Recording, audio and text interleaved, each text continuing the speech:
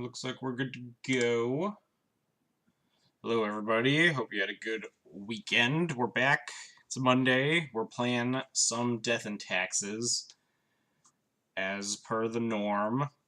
So last week was very legacy crazy. Obviously, the bans had just gone into effect, and there was a lot of excitement going around, and people were hyped. And I, I was well into that experience by streaming a bunch of Legacy last week. I kind of skipped the modern decks that I usually kind of mess around with for parts of the week. But this week we'll be going back to playing some Modern, playing some Legacy. I know some of the people that watch the stream enjoy some of the Modern content, so I like to keep everyone happy. If something like, if Stoneforge gets unbanned or some crazy stuff like that, we'll do something similar for like a Modern week. We'll just play a bunch of Modern decks. Don't want to play favorites, although Legacy is my favorite. But anyway, still looking at the list, still not sure what I want to be doing exactly. I messed around with Mangara on Friday and basically did nothing, and then I went and played it in the tournament that I went to on Saturday, where it also did nothing. So I'm not convinced this card is horrible, but I'm not convinced this card is like anywhere near playable. You could also just see like cutting this Containment Priest out of my deck. The results last weekend, or this past weekend, seem to indicate that Arcane Artisan is like an actual card to play in Show and Tell, and that card I assume is on Moto. I should probably verify that before I decide to make deck building decisions based on that.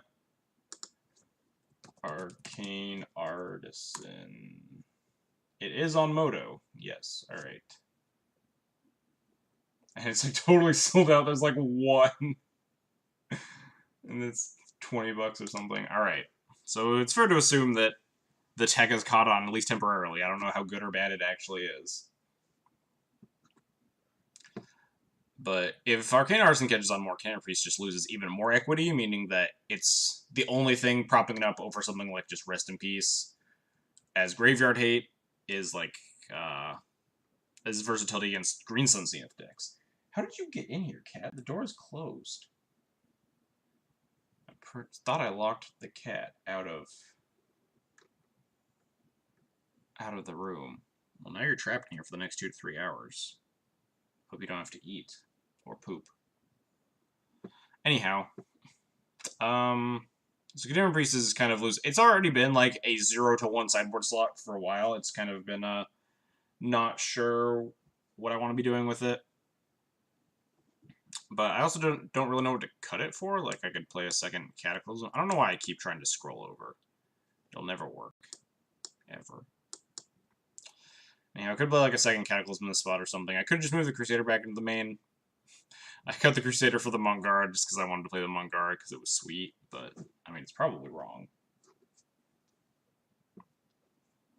I think we'll just run it back today. My brain, it's a Monday. My brain's not really, ready to process high stakes changes to my deck.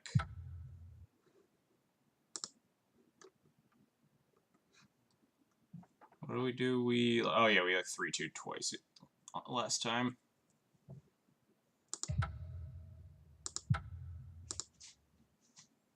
I hear you rustling around, cat. Do I need to kick you out of this room?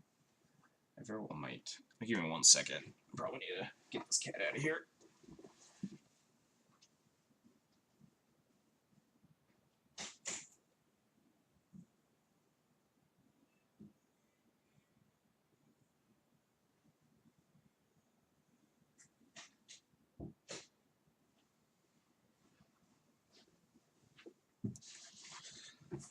Alright, sorry about that. Let's actually get started.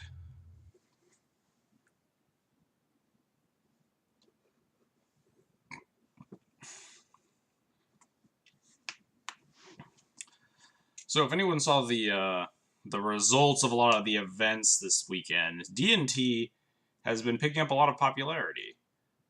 It was, I think, the second most, or tied for the second most, played deck in the top 32 of the Legacy Challenge. I think Miracles was first with like something like 6 or 7 lists, and then Death and Taxes and Lands, weirdly enough. We're second place at 4, if I recall. And 3 of the lists were Brightling. I think Brightling is, in fact, the real deal. Would like to play first. Sand is good enough. Not great. The cat is now thumping itself against the door, trying to get in. There's another person on the other side of that door. A really dumb cat. Alright, maybe I have to let the cat go. What do you want? Want dumbass.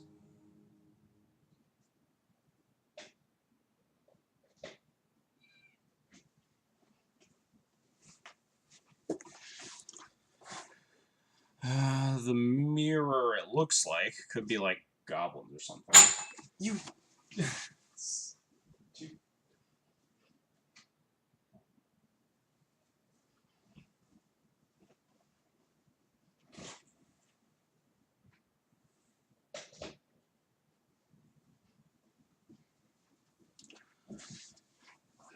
Sorry. This is the first week that we've been living with this cat for extended period of time, and still getting used to it. Anyhow, looks like the mirror could be like goblins or some nonsense. If it's goblins, I kind of want to play Stoneforge. I guess even if it's D&T, I want to play Stoneforge. I'd rather just Stoneforge for GT here.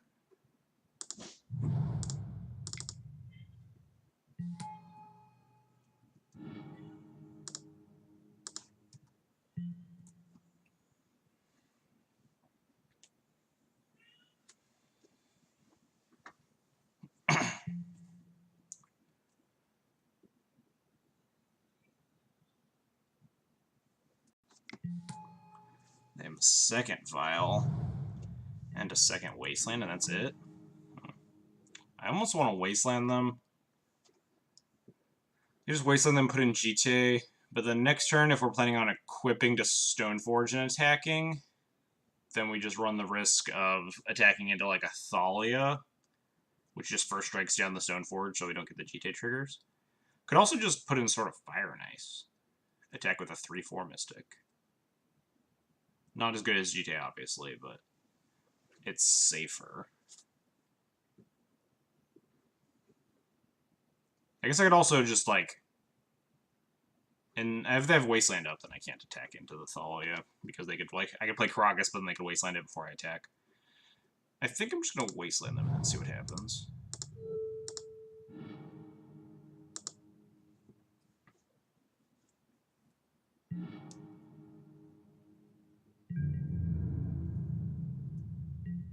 I guess this is bad if they have a Mom?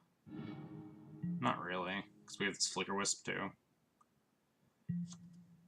May have even... No, they would Wasteland me off of 4 lands. I was thinking it might have been right to just play Flicker Wisp and Flicker Wisp a Vial, but then there's no way we're going to be able to play and equip GTA that following turn.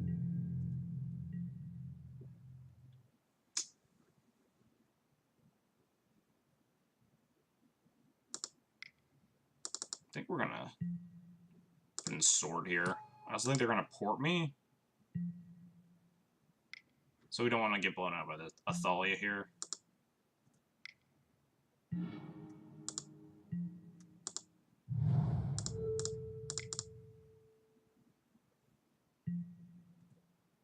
Oh, look, it's new play. Yeah, the Plains here is really good. I should actually mark that down. You're right all the time. The 24th land here. What could possibly block this? Oh, they are goblins. I totally forgot that they could be goblins. But that also can't bounce my Stoneforge, so they really fucked up.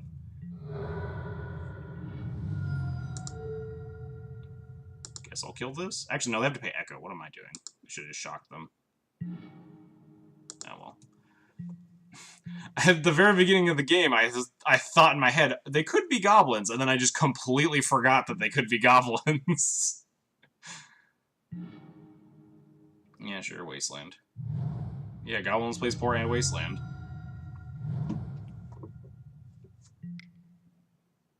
Gonna port me again? Sure.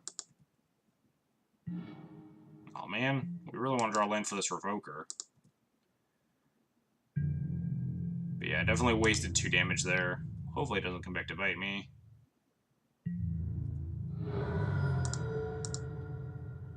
Never watched Legacy when Goblins was a deck. I barely, like, I think I've played against this deck like once in my entire life.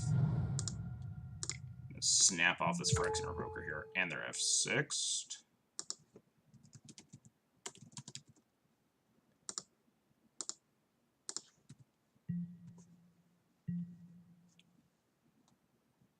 Unless they have Gem Palm Incinerator or Tarfire, it should be game.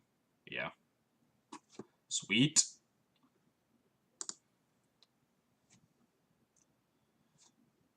So despite me not really thinking, and with my opponent like misplaying really, really badly with their Sting Scourger turn there, we managed to steal that. Now I need to figure out how I'm supposed to board against Gobos. These Amazon Prime deals are garbage. I have no idea what Amazon Prime. I might as well be see shit this week. Do I want Relic Order? Goblins is the better Vial deck than D&T is, so Relic Order might be handy to take them off of Vials, because their mana base is actually a little bit shaky.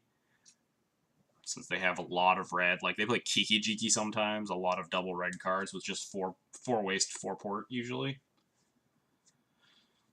I can see bringing in any number of these. I guess the answer, or I guess the question is, what sucks? Mangara sucks, Prelate sucks. Remorseful Cleric sucks. Thalias are okay, just because they're 2/1s with First Strike, mostly. Are they better than, like, a Relic Warder, is the question. I don't think so. You kind of have to cheese a little bit to win these games against Goblins. At least I feel. My experience in the matter is, like, very, very, very minimal. But I've played against it once. They have a lot of scary stuff. Pyrokinesis, Goblin Sharpshooter, which is also, I guess, a reason to go down on X1s. Goblin Sharpshooter, Goblin Trashmaster is horrifying, Goblin Chain Whirler is horrifying. I can see at least this, if not also bringing in these Council's Judgments. They're very slow, but Goblins has... But you can't really like beat Goblins in a 1-for-1 game, because they have Ringleaders. You have Path and Plow mostly to beat Lackey, because if you let them have a Lackey start, you're just dead. So I think something like... Oh, I still have 61 cards in the deck. I think probably like this is fine. It's possible I'm supposed to like cut all the Thalias for these 2 Council's Judgments. Just to answer their big threats like Trashmaster or... what's it called?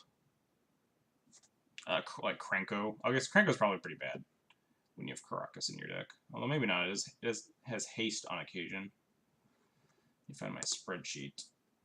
And the 24th land has been good once, because it actually let us hit our land drop there, which was very important. On the draw, this hand is almost good. I might keep this. We have an answer to Lackey, unless they can kill the mom. We hit lands, we just have a bunch of good stuff. Nah, we can get better 6.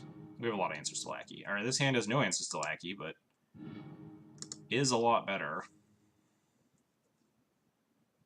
Hopefully they go turn 1 Aether Vial. I'm gonna top this. I want to hit lands against the other Wasteland Port deck, and also I might Relic Order their Vial and use my Vial and be able to mana deny them. No turn 1 Lackey. Alright, thank God.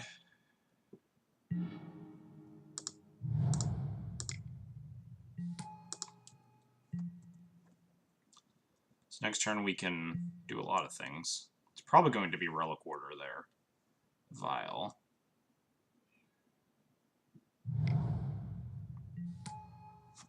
Sparksmith. Deals X damage to target creature, X damage to you, where X is the number of goblins on the battlefield. That's pretty obnoxious. Need to, like, revoke that now? Oh, at least we can protect my Revoker as well. As long as it lives this turn. Do they have a lackey? Sure. Sparksmith is what I guess I name here. So if they untap and they have like a Tar Fire or a Gem Palm Incinerator, then I think we just die. Because then they can kill the Revoker, I Violent Mom to try and block the Lackey. They Sparksmith the Mom. We're just incredibly dead. But hopefully they don't have that. We have a chance. We're just going to trade off the Mom here for the Lackey. This Revoker is pretty important.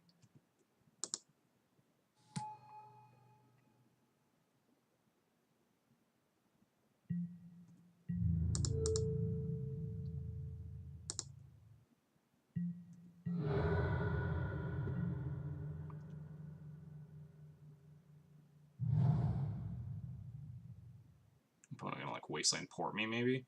Seems kind of aggressive. We can Relic Water their Vial and actually be in a decent spot. But they did they? No, they haven't left it on 2. They just ticked it up to 2. Goblin Matron. Please don't be... It's gonna be Gem Palm Incinerator. It has to be. That just makes the most sense here. Oh, Tarfire. Yeah, they can tutor that too, I suppose.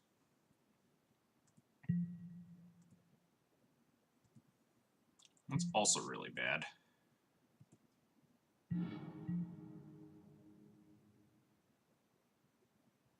Flickerous doesn't let me predict this Revoker. It's like 1 turn too late. This Sparksmith's just going to murder me really, really badly.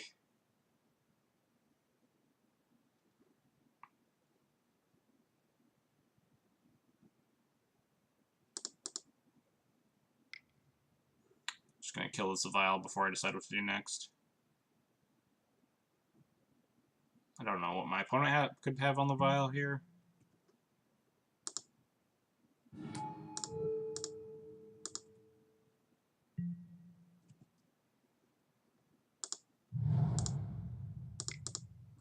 This is very bad.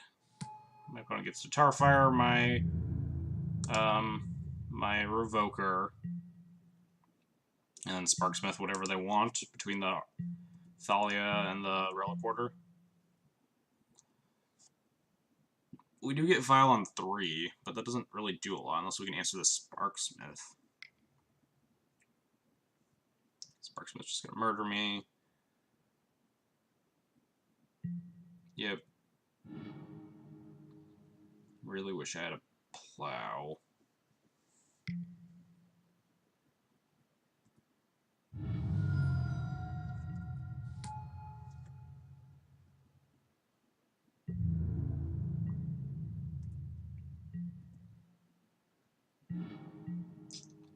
That's a start of something. I shouldn't have attacked first. This opens me up to getting wastelanded here. Alright, didn't get punished. They could have wastelanded me in combat if they like forgot to wasteland me on their turn or something. And I wouldn't be able to cast this GTA.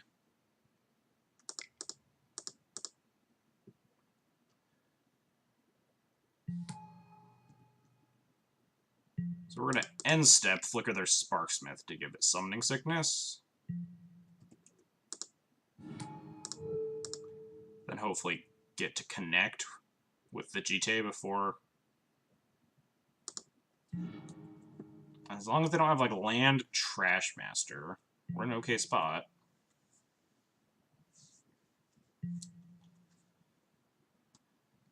Or, like, whatever, Tin Streak Hooligan or Tuk Tuk Scrapper or whatever, artifact removal.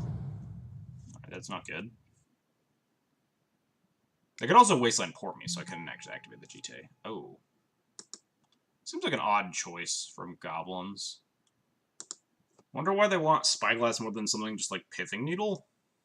2 mana is a lot more than 1 in a not Soul Land deck. Can we draw a Flicker Wisp, please? Yeah, I'm not going to block that. Just get to hit my opponent for 5 this turn.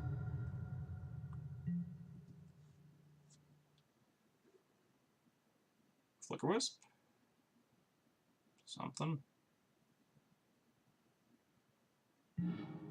That's not really something.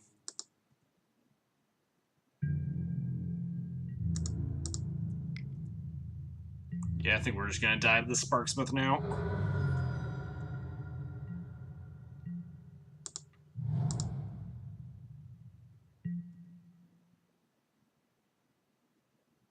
Probably wants to Wasteland a port, so I can't port them off of double red.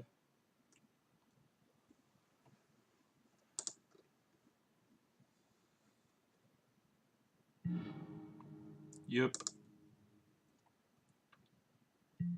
Even if I get Caracas now to protect my Thalia, but then they're just gonna kill the Wisp.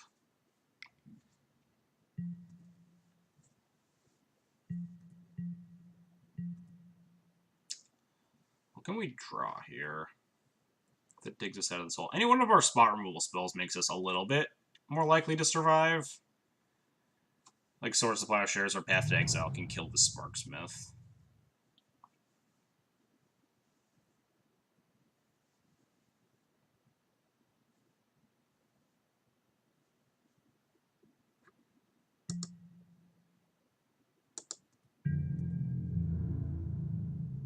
Tap for 1. No attack with the Matron? Odd. Are they gonna let me draw a card?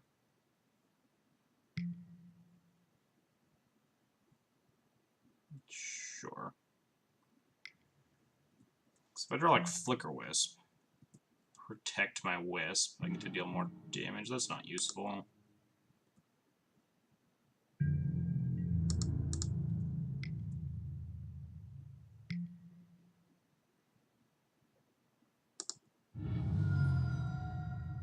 Cavern Goblins looks like the jig is up for her opponent. Yeah, it had me fooled game 1.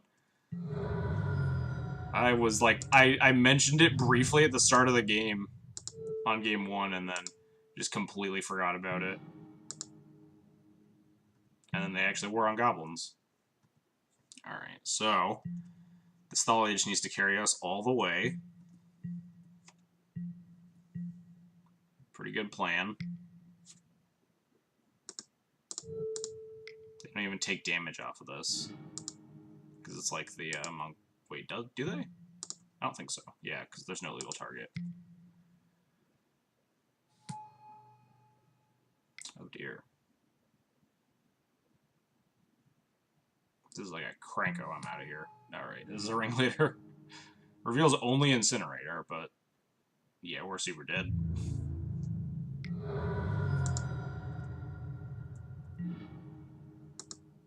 Alright, let's go game 3. This opponent has multiple Sorceress Spyglass in their deck. I'm still having a little bit of trouble figuring out why Spyglass is like that much better than Pithing Needle and Goblins. Like maybe they're on some like weird Chalice of the Void Goblins deck. But it seems to me like it would mostly be worse, just because 2 mana is just significantly more than 1.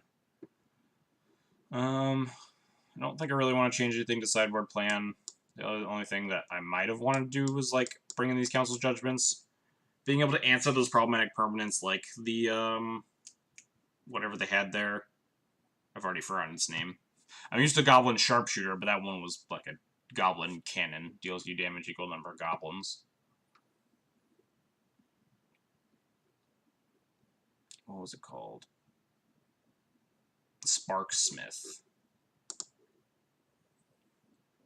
I think I kind of liked our 60. We put up a decent fight there, regardless of having a kind of awkward Mold 6 hand.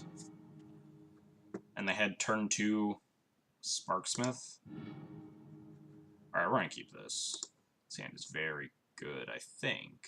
Not very good, but we have this Batterskull in here. But multiple Vials and multiple spot removal spells for those problematic permanents. We should need to draw like a Stoneforge Mystic. And a second land, I guess. Then we're in it.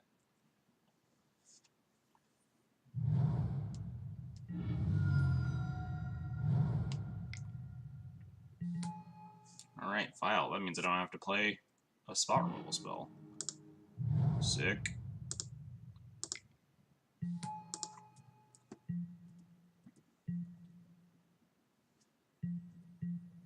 Now we really, really want to draw Stoneforge Mystic. What you got, opponent? Are you gonna port me? Is that your plan?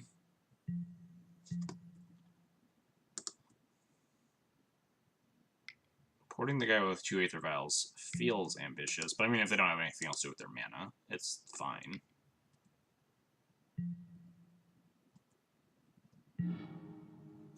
Alright. We're just gonna kill him with this Flicker Wisp. That's the whole game plan. No Lackey. Beat him to death with a Flicker Wisp. Just beat them up. Probably just gonna flicker their Vial. Can you ask the opponent about the fetches since we never came up with a good answer? That's fair. I could ask about the fetches. Although I don't know if my opponent has used fetches. I don't know if they're on a Color Splash, since they would just always fetch basic mountain in this matchup. The double Aether Vial mirror match. Port me again, sure. Stoneforge? Not the worst thing in the world.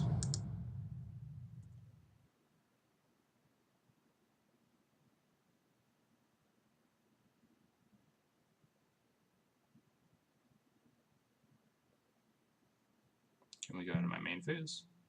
The issue is that I have to pass priority here first. So if they want to activate this Vial on 2, I think I'm fine with this, honestly.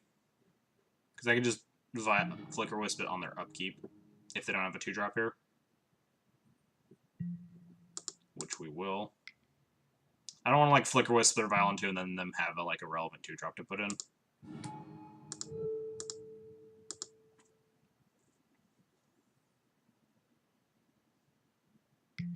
They did have a 2-drop? Is it like a Sting Scourger or something? They're just sitting on it? Not War Marshal. They just decided not to put it in? Whatever, I guess.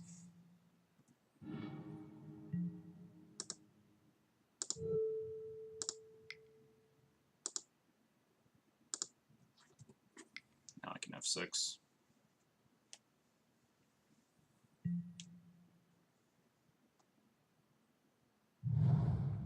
They have like land War Chief.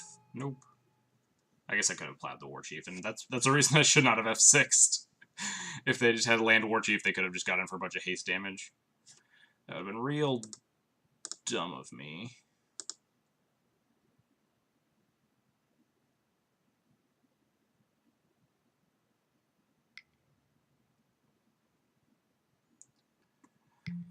Opponent and I are in a port fight, I guess.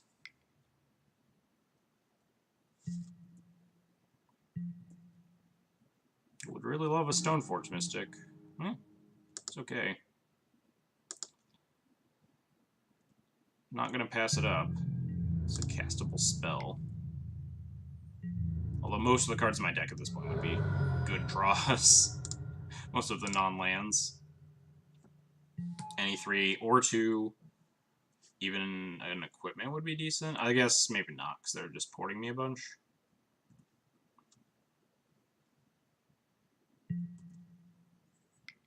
Hopefully we don't get Chain Whirled here. Oh.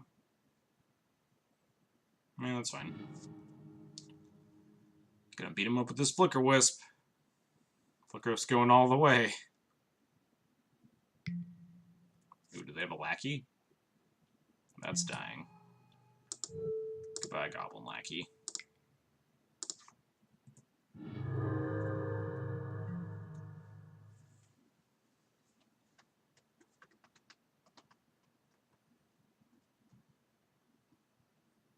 I wonder if they pay for this War Marshal. Looks like yes. It just explodes into a 1/1 when it dies, right? Yeah.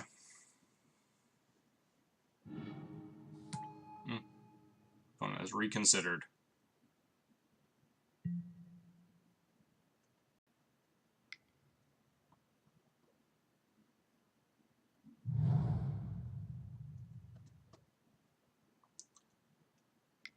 Trashmaster wouldn't even be that bad.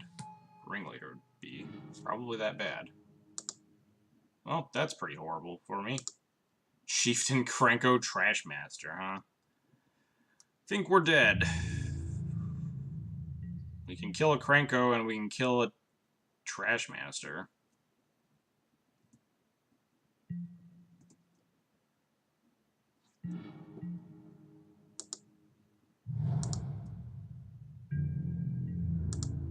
We're almost at casting Batterskull range. Gonna give it to him. Why didn't I put an attack with the ringleader? They just like completely missed that? Or they're like, or they're 1-1.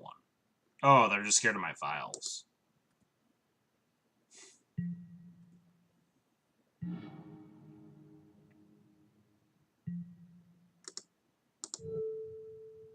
One has 1, 2, 3, 4, 5, 6. So we're gonna put them off of double red. Or like quad red. So they can't just cast Chieftain into Krenko or Chieftain into Trashmaster. Because they don't have enough red mana for that. Although I guess this Vial's taking up to 3.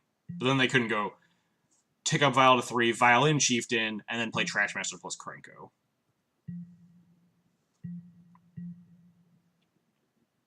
This is going to hurt a lot, though.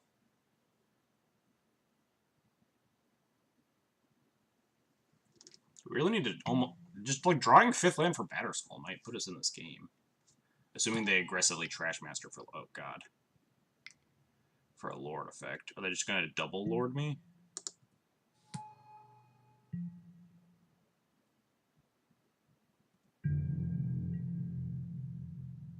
Well, before they attack, let's... So they still have a Krenko in their hand that I, like, absolutely need to deal with. Oh, Chieftain's that one? I'm dumb. Wait. Oh, I thought Chieftain was the other one. What is that one? War Leader? Something? So they don't have... But they still have this Krenko that I absolutely need to deal with. So let's at least path this Trashmaster and see if they shatter my vials or anything.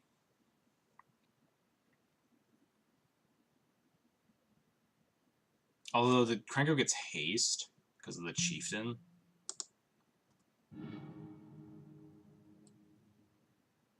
Really playing with fire here. Might just have to also kill this Chieftain. Just because the Krenko will just be able to activate anyway and make a bunch of 1/1s.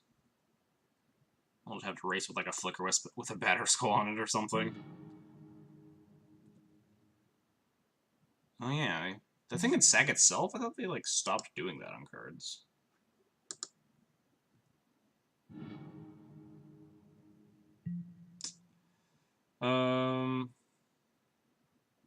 These things already have... This thing can already attack. Yeah, these things were already in play. I think I just have to kill this. Hopefully draw like another removal spell for the Krenko.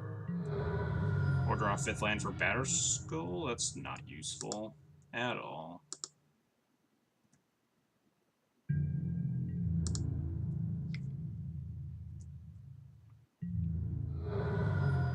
Maybe they don't know how the Vial plus Containment Priest interaction works, and they just exile their own Krenko.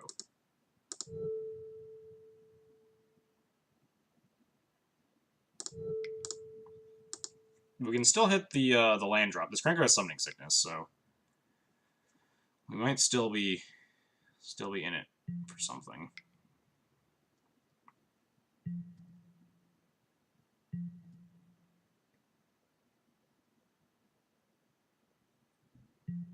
Oh, I guess my opponent doesn't even need to Vial on the Krenko right now.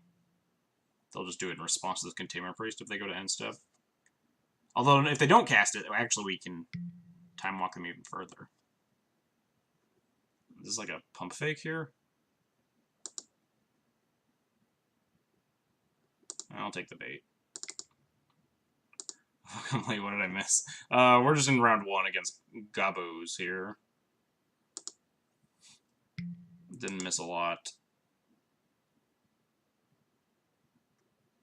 So they put in the Krenko. Wait, what the fuck does this do? Champion a Goblin or Shaman. Tap a Lightning Bolt, sure. Oh, this is like the infinite combo with Kiki Jiki and Sharpshooter, right?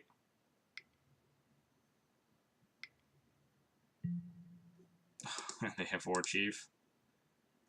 Yeah, we're dead. Because now this thing just gets to bolt my stuff. Relic Order does basically nothing.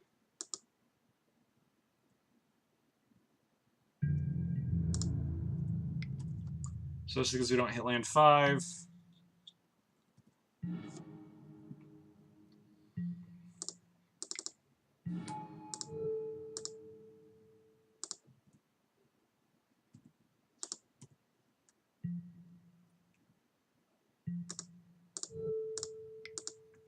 We're pretty hosed here.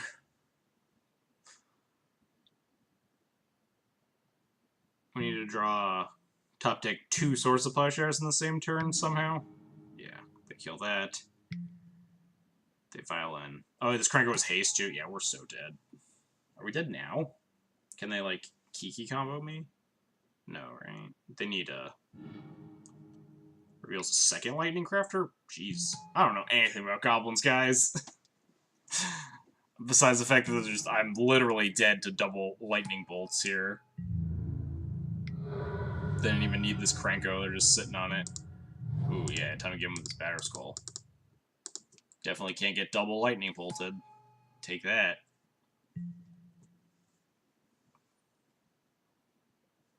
Maybe if they forget Cranko's in their hand, and then I draw Swords of Plowshares for the next 4 turns. Lightning Crafter seems like new tech. I've heard of it existing because it's like an infinite combo with Kiki Jiki and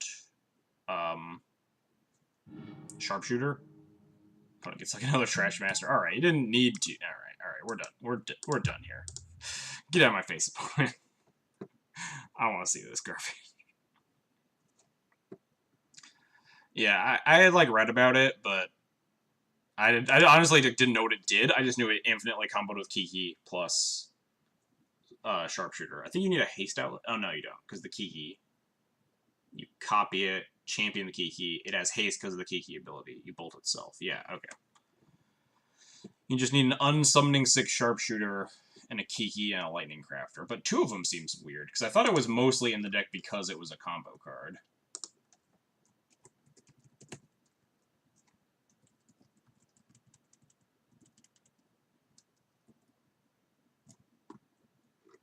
Alright, well, we got ranched there.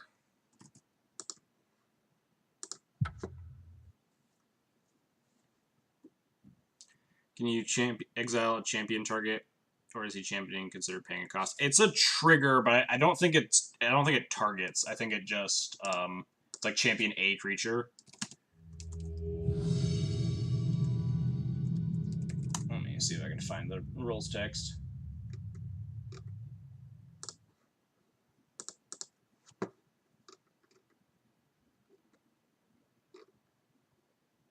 Wow, yeah, there are a lot of cards with the name champion in them. I just want the champion keyword. Because I could just look up Lightning Craft or whatever it was called.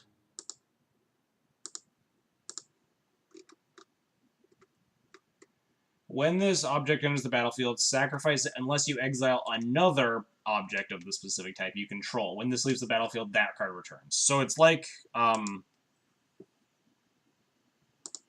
so if your opponent had no other cards that they could champion, like if your opponent plays Lightning Crafter and they only have 1 Goblin, you can, in response to the trigger on the stack, you can like Source of Plowshares it or something, and then the Goblin has to explode because there's no creatures to champion. But the champion effect does not target. This hand sucks. Sand is much better. Definitely keep this. Hope my opponent isn't on a combo deck, or we're probably pretty hosed. I think I want land number 3, though. It lets me Recruiter into, like, Violent Thalia on turn 3, if they are on a combo deck, or it lets me have more mana to work with equipment and stuff. Especially if they're a Wasteland deck. I just love the Fairy one back in the day. Oh, God, what was that card's name? The one that, like, taps down all your opponent's lands, right? My buddy of mine used to play Fairies all the time. Ooh, lands. We'll see if this match is as good as I bragged about today. This hand is very good against lands. We have Stoneforge to go find the sword, and we have Recruiter to go find the Sanctum Prelate, so we can get the lock online pretty quickly. We're just gonna cast our stuff. None of our cards matter except for Sanctum Prelate and Sword of Fire and Ice right now. Miss Buy and Click, yeah, that's the one.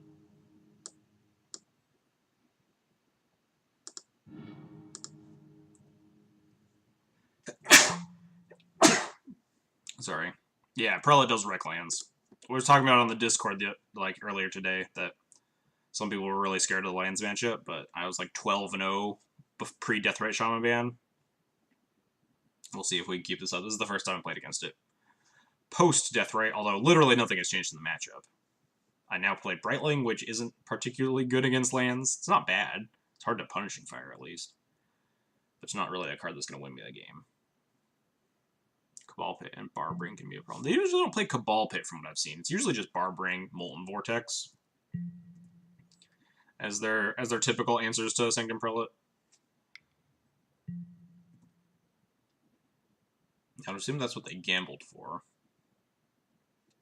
If they're playing the Exploration instead of the gamble here.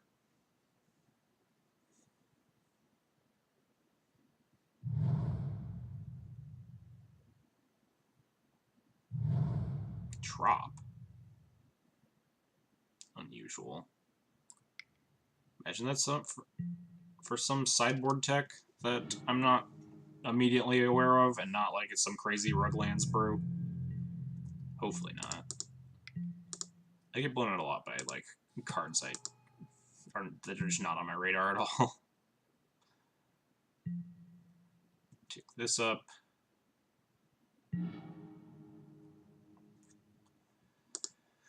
So I could play Recruiter here, go grab Sanctum Prelate. Next turn I'll have Violon 3, plus 4 lands, plus Stoneforge to just put in Sword of Fire and Ice equipped to Prelate, and that should be game over. So I think that's what we're going to do. We're just going to cast Recruiter here. Grab Sanctum Prelate. Attack and pass. And we have Mom to protect it from like a Punishing Fire with the equip trigger on the stack or something. So we should be pretty okay here. Dredge Loam. Unless their land drops are Dark Depth Thespian stage, in which case we have its Caracas, but would be a little concerned if they have one but not the other, and they leave up Crop Rotate, plus enough mana to make the 20/20, because then we could just get cheesed. There's definitely a line where I just play Caracas and just put in the Sword of Fire and Ice and just wait to equip. I don't just spend the 4 mana right now, but that all depends on what the opponent does this turn.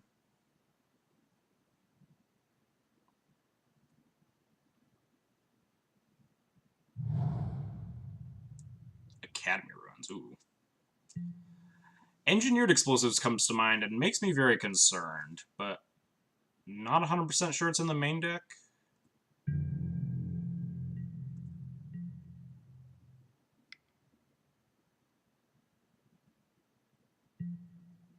Blown back your forest, sure.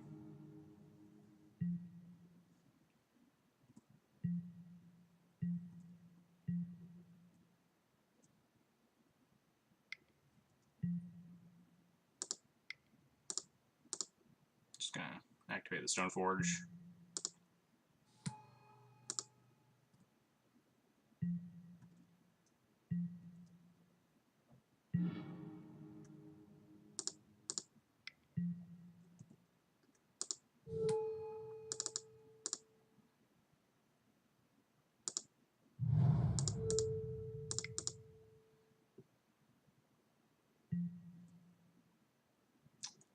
I could attack with the Mom, but I'm kind of afraid of getting blown up by, like, something wacky. I don't think the 1 damage matters a lot, so I think I just want to attack with the Recruiter.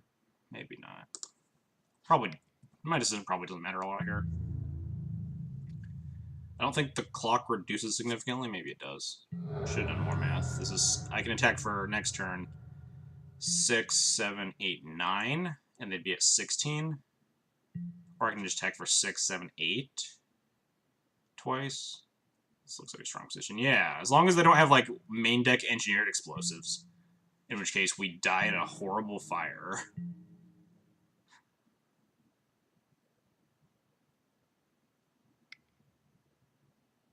Oh no, they just dredged their engineered explosives! now we're super, super dead. Unless we can, we actually port them off of triple color. No, they have basic force in their hand. And they can just, like, actually play the thing for 3 this turn. This has suddenly gone south, but they're not. Yeah, the rug lands with, like, Academy EE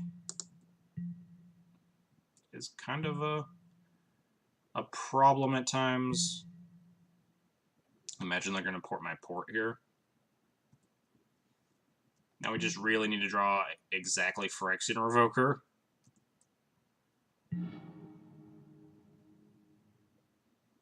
This might do enough.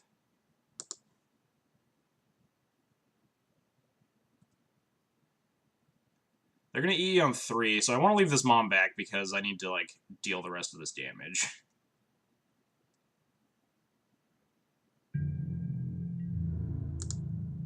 And I'm assuming if they get the E successfully off, then their Punishing Fires are back online.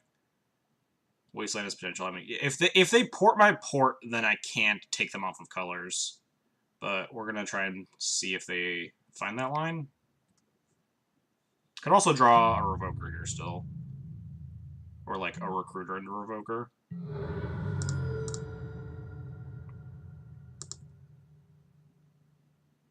Even like Flicker Wisp might do it. All right, that does not do it. Might actually help me finish the job though.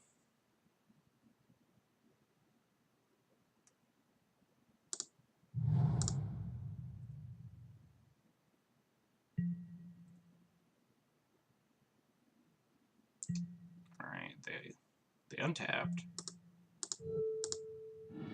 Might be smart. No, they have the E to kill the Prelate already.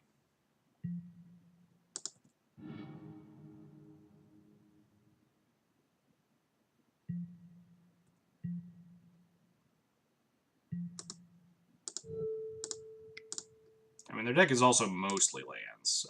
I should probably actually ported the Canopy. That was dumb. They can more likely produce red than anything. So porting the Canopy takes them off of a white for the 3rd color for EE. That was pretty bad.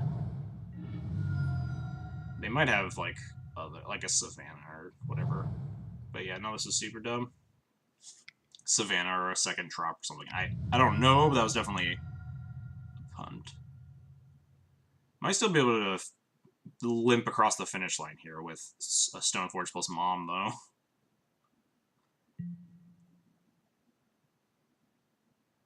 Yeah. Made them take a damage, at least.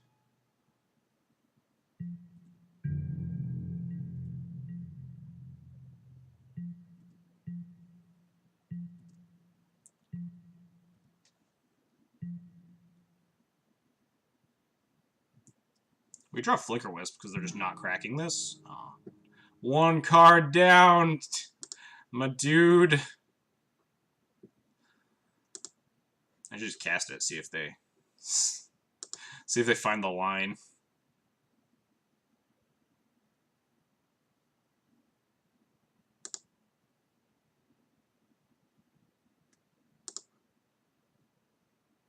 Meh. We're still gonna name Engineered Explosives because they can Academy. Yeah. They should definitely not let me untap. But okay.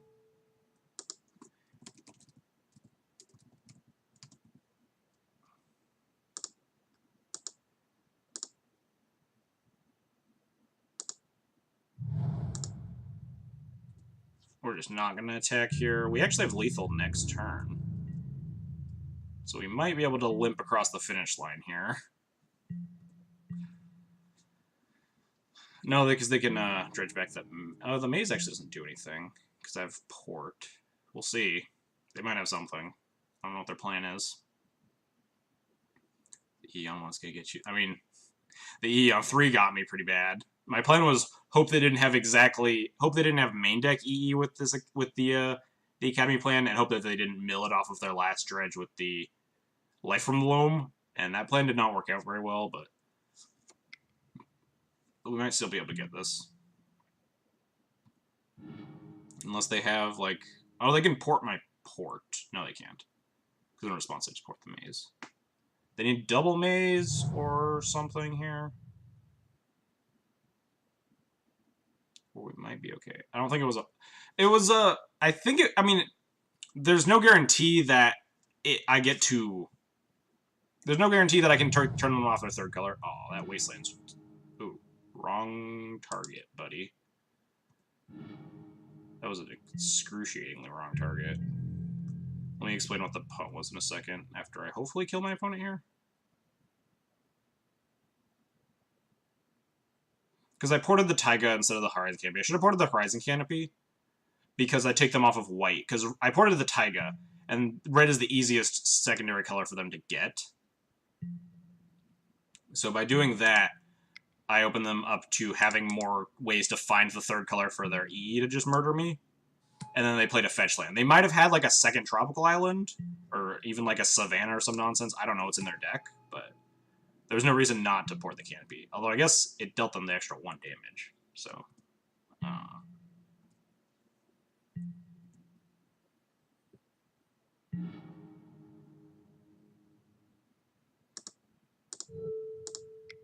port this Maze of It, lethal you.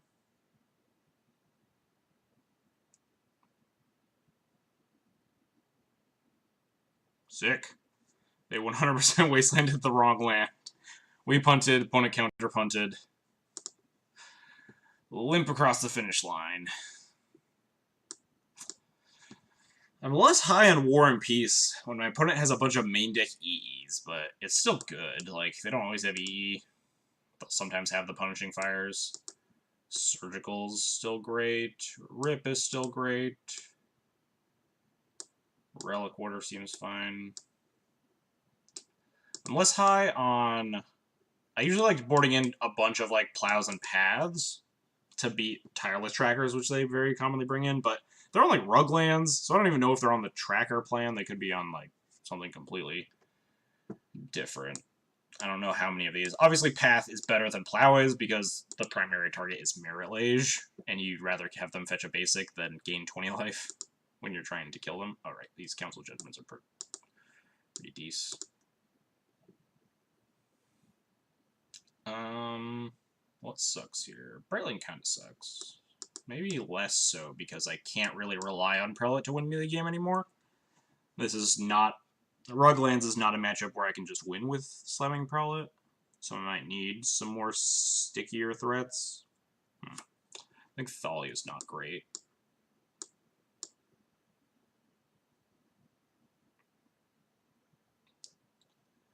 I think while these plows are in the... I might get a little greedy and shave down on the number of plows in the deck and just get bodied by a Tireless Tracker if it shows up.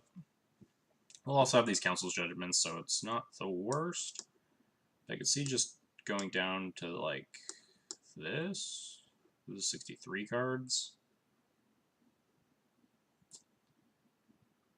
Batterskull sucks.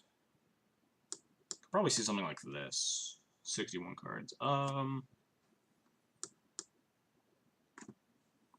It's kind of weird in sport. I'm not sure how good Brightling is in this matchup. I don't think it's good.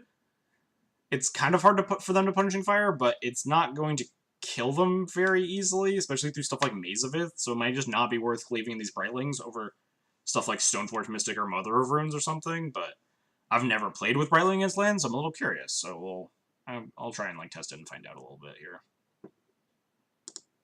But against Red lands, I really want my Rest in Pieces and Surgical Extractions more than I want Sanctum Prelate, because they have Engineered Explosives, which is kind of a dick. Brightling is extremely okay in this match.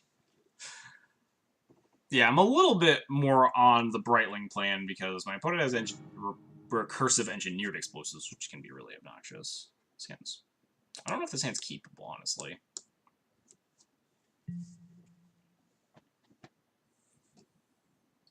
Like, this hand doesn't do anything, right?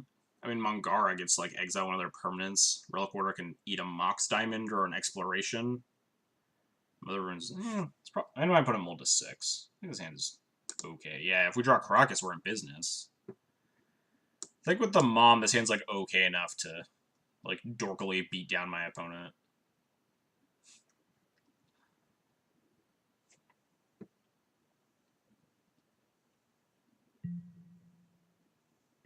Mangara might not be great. I thought it was okay. Like, being able to remove problematic permanents can be pretty decent. Especially, like, the Mangara lock is one way that you can actually survive the lands matchup.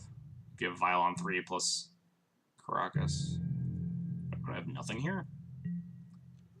Imagine this is just, like, punishing fire. Ooh. I'm much happier to play this than my Mother of Runes into 2 open mana.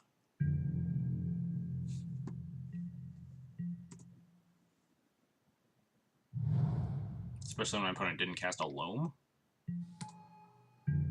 This is what I was concerned about when I shaved down on, like, Plows and Paths and stuff. It's just getting eaten alive by a Tireless Tracker.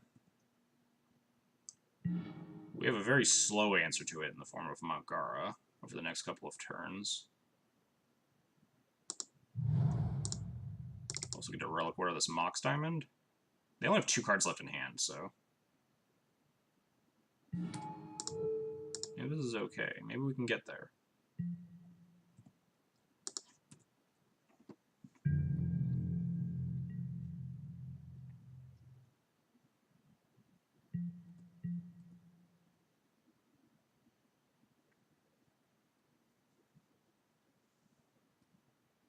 If we can protect the Mom, or if we untap with this Mom, we can get Mangara into play, protected by the Mom, and then be able to get rid of this Tireless Tracker when they only get like 2 untaps with it, which isn't the worst. It's not the best, but it's a plan. I have a plan in place. Just a question of how good it is.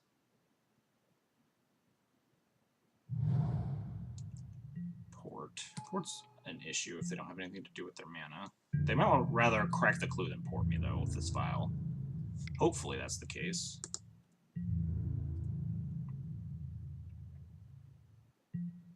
Otherwise, we're just another turn off of casting this Mangara. I will just end up porting them, though. If that's how that works out. I'm not going to hold out for the 1/17th of your deck. That's correct. I mean, if I find it, I find it.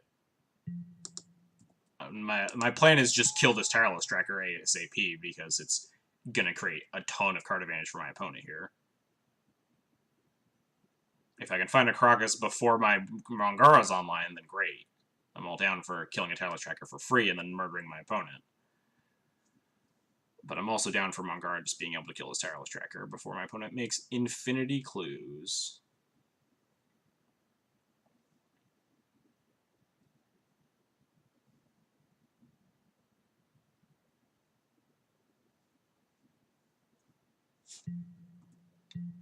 Let's see if my opponent wants to port me here.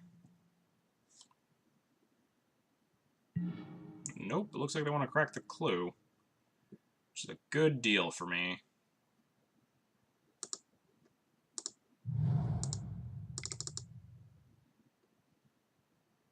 We could also draw Flicker Wisp at this point, because then we take this file up to 3 next turn. Then we're in business. Flicker Wisp, or better, Caracas, really bodies my opponent.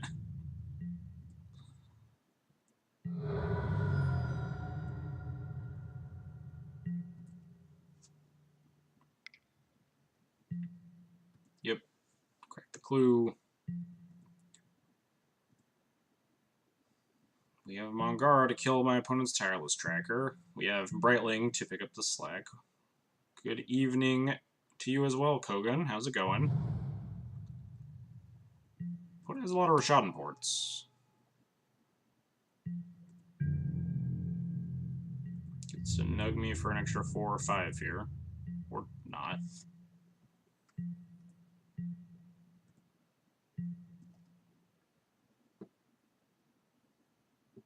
Flicker Wisp. Caracas. Be okay with either of these cards. Another Brightling. Not great. Not great. But we are 100% just going to kill this Tireless Tracker here.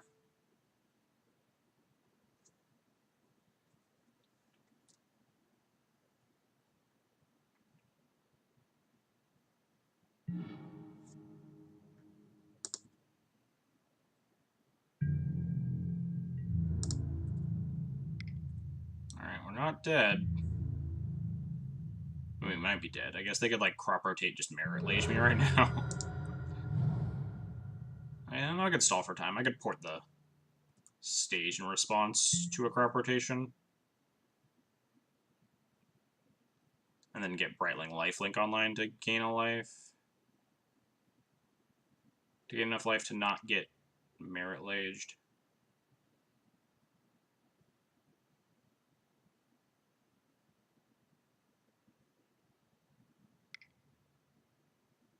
This feels like a crop rotation.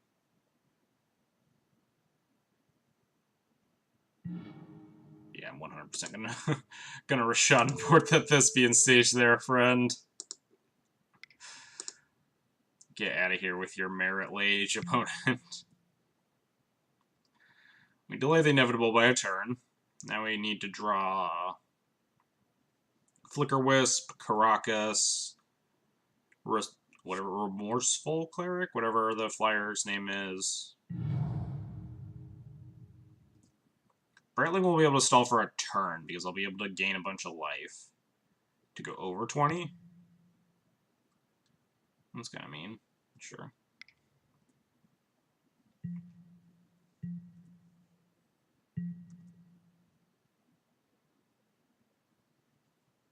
We need something with flying.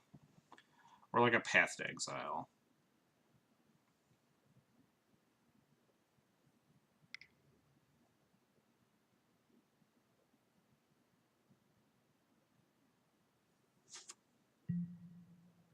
E on 1. It's a little rude. Do they have another land drop, or are they just gonna buy some time here?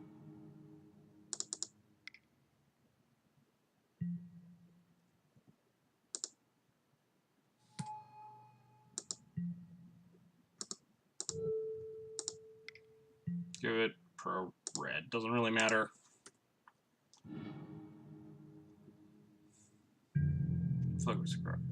I would draw Wasteland at this point too, I wouldn't mind. Ooh.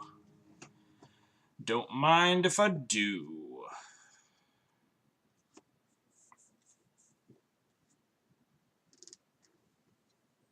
My opponent has not cast a Life from the Loam yet, so we can just Wasteland this Thespian stage, port this Tropical Island. Also just severely tax them on their mana.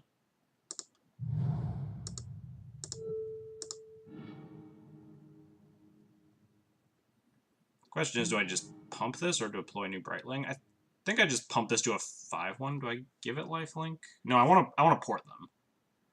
I don't really need to go over 20 anymore.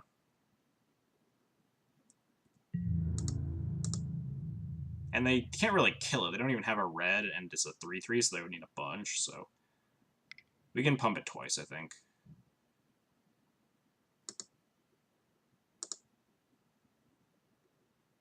Could make it a 4/1. Let me see if that affects the math at all. Or a 4/2 with lifelink to get me out of Merit Lage range. This is 6 damage, they're going to 10, versus 7 damage, I'm going to 9. And I attack for a maximum of 7 next turn, so yeah, it doesn't matter. So I'll give it lifelink to play around getting Merit Lage at some point in the future.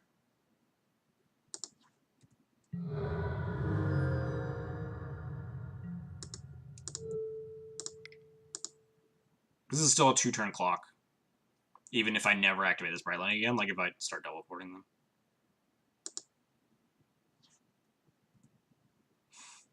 Opponent says, ooh, you're so tech, 21 life, spooky. I think they're mocking me. I can't tell. What does ooh, you're so tech even mean? Looks like they're just gonna die horribly here.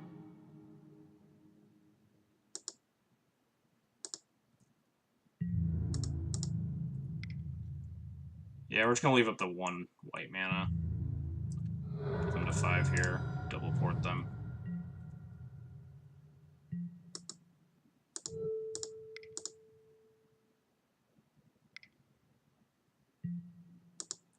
Crack the clue. Probably should have done that last turn, opponent.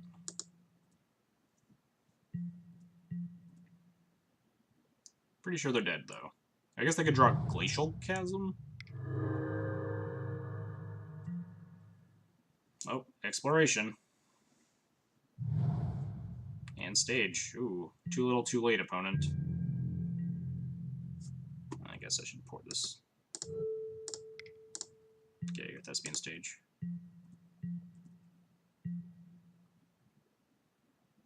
Opponent then says, "Oh man," in all caps. Are they going to mock me for porting their Thespian Stage, I think? They seem a little mad.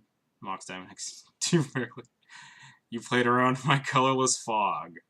Yeah, got the opponent good there. I wonder if there's actually a card I was playing around there. Mox Diamond X2.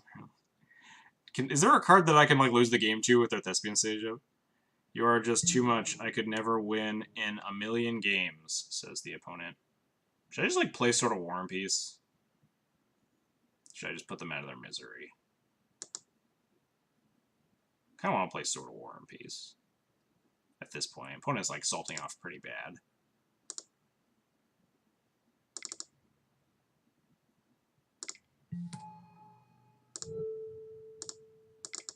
If I lose because of this. To the imaginary 0 mana fog. Got him. Alright, got him in 2. That was sweet. I don't think they have any action. Yeah. The amount of salt the opponent was throwing around there in the chat. Alright, starting off the lands match is strong. My record is now like 13-0. 1-0 post-Deathrite ban. So yeah, Bright Lake was very good enough there. What did you refer to it as? Extremely okay. Yes, it was extremely okay there. It was hard for them to kill if they like didn't have no mana. They would have had trouble punishing firing it down. But probably would have rather to have like a lot of other cards that were in my deck at that point. Especially when we do the second one. But it's better than Mirror Crusader, I'll give it that. Mirror Crusader just dies to punishing fire. Brightling can survive punishing fires, and also gain you life to get you out of Merilage range, as the opponent so expertly noted.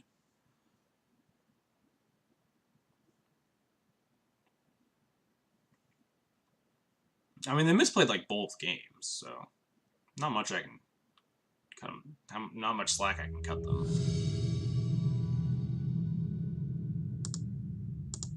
Better than Crusader, maybe better than... Yeah, it's like, we're paired against him again!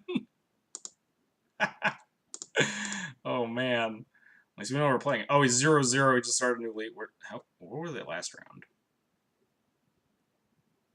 2-1, 1-2, then we knocked them down to 1-3.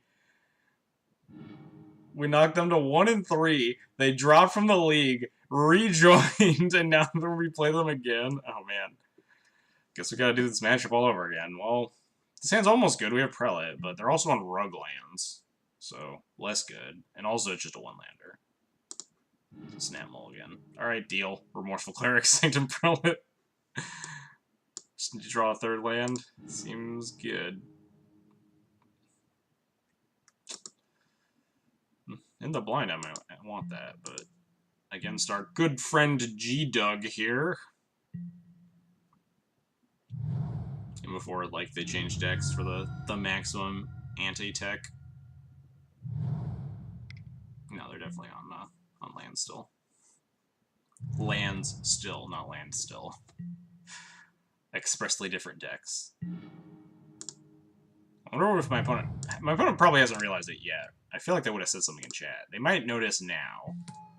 After they're like, D&T again, they look at the name. Maybe they'll never notice. Am I supposed to just snap this Remorseful Cleric off as soon as my opponent casts Life from the Loam?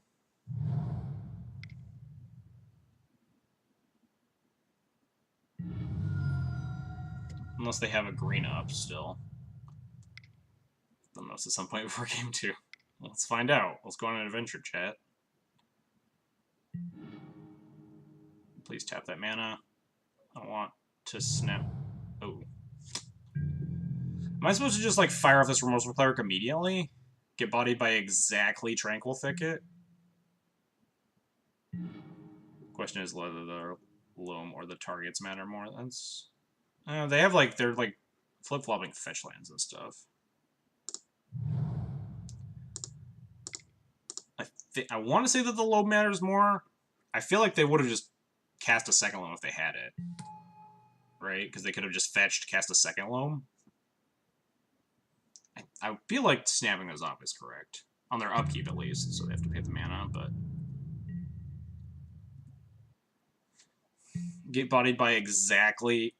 Yeah, I mean, I feel silly if they have second Loam, but they're more likely to have more lands in their deck than they are to have... Or more lands in their hand than Loams in their hand, right? They just have 35-ish lands. I'm just gonna feel silly if they have Tranquil Thicket. Please, no Tranquil Thicket. Nice. Alright. They do have Academy, notably, so... Might have been okay there to, like, to plan for that.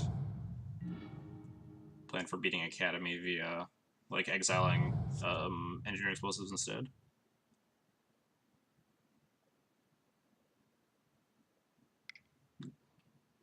Loam? This looks like a Loam. Not a Loam? It is a Loam, alright. That's pretty bad for me. Now we really want to draw a third land here for this Sanctum Prelate. Good luck, nerd. How's it going, Yaz? They have Tranquil Thicket now, if they didn't before. Draw planes. Yeah, seriously. White source, please.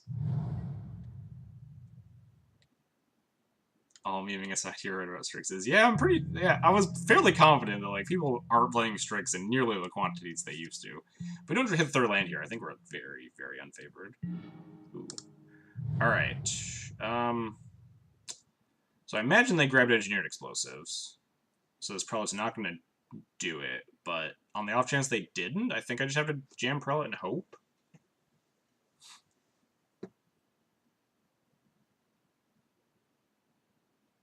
They discarded the Thicket, which means that they didn't have it when I Remorseful Cleric them. That or they just didn't care. But I was totally right about the second Relic Order Sneak and Show was ever. Yeah, so second Relic Order seems okay. I've been trying to think of, like, some other tech for the Sneak and Show matchup, other than just more Sanctum Prelates or something. I think my plan is just jam this Prelate and pray.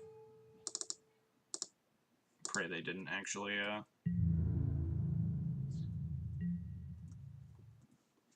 If they had second Loam, they didn't care, yeah. That's the issue. I think we're mostly... Yeah, the plan is that they didn't grab EE and we can survive. But they almost assuredly did. Playing as Death and Taxes with a Loam already and an Academy already, there's almost no doubt in my mind that they grabbed an Engineered Explosives. But the plan is that if they didn't, then we have a shot.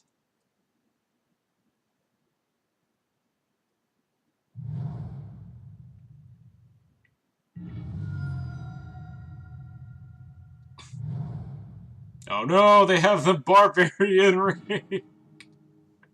And it's colorless. Oh, jeez, we're dead. No. They might have grabbed the Barbarian Ring.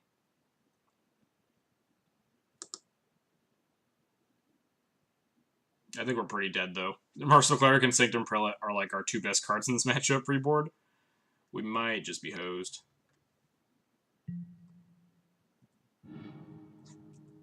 Yeah. Now they just, like, Loam Barbarian Ring, so now we just F6 until they kill me, right?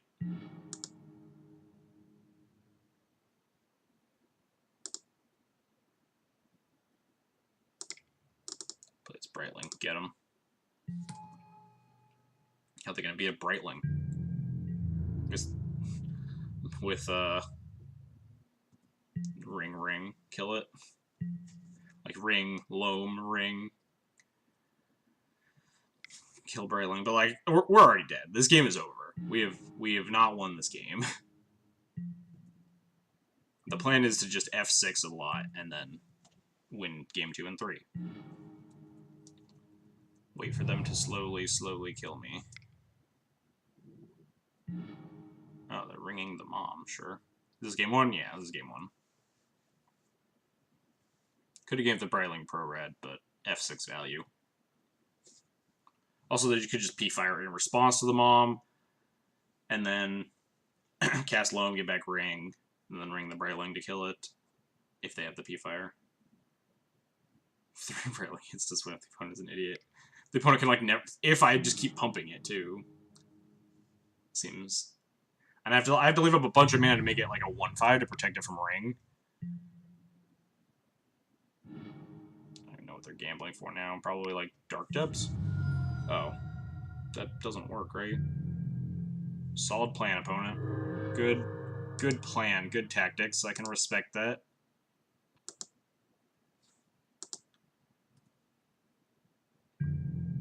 Punishing Fire your Brightling past the turn.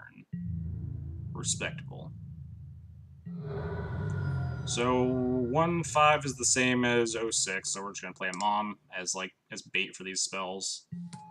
And just hope my opponent's bad and this Brightling carries me the whole distance. My opponent can kill it. They can... I think they can kill it at least. I haven't done... Oh, they got Grove? Yeah, they can definitely kill it now. Loam back Grove, grow back Punishing Fire, Barbarian Ring or something? Not in that order. My opponent can figure it out. This Brightling's probably dead.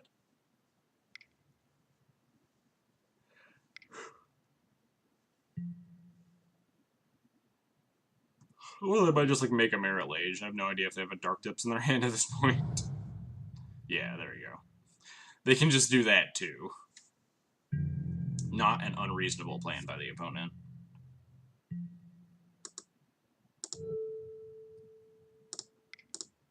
Take that, Thespian Stage.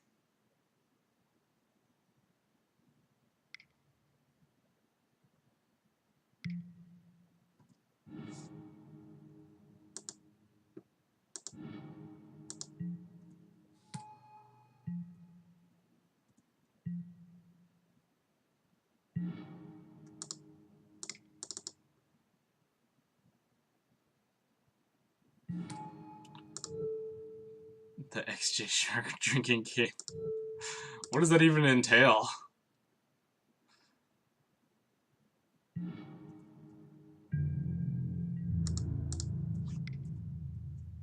Give them the business here.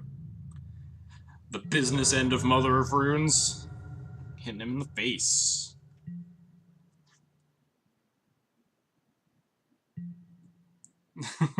Waiting to find out.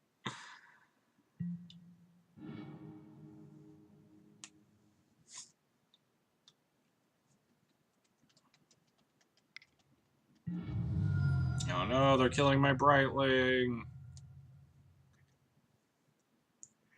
Play Grove. Low back, Barbarian Ring, Dark Depths, Thespian Stage. I didn't even get back the ring, sure. I mean, play Grove, P-Fire it. Wait, what?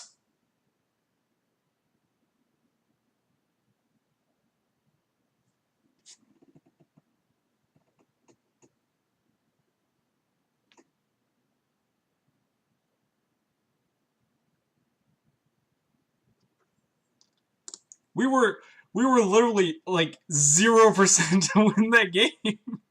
The opponent just get bored.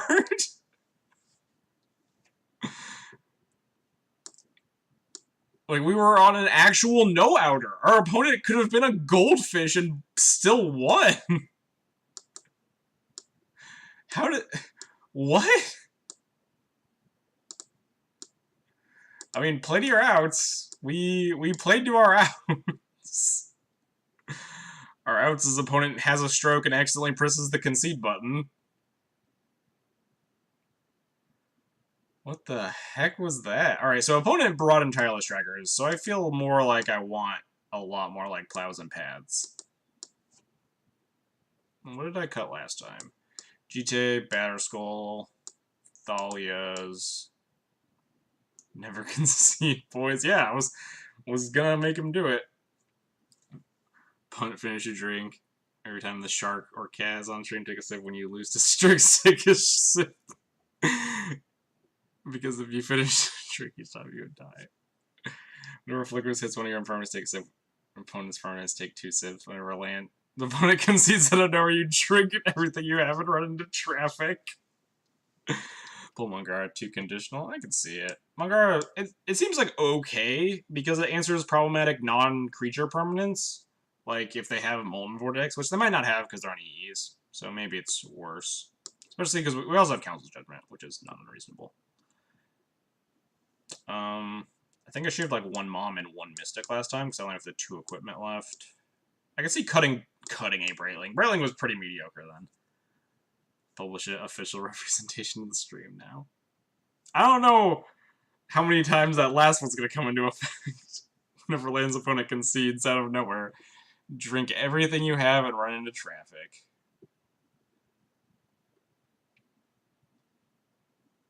Well, feel free to play along, Yaz. I kind of like don't like Stoneforge Mystic as much because my opponent's in on the engineered explosives and stuff, so these cards are just in general weaker because most of my good creatures are 3s as well.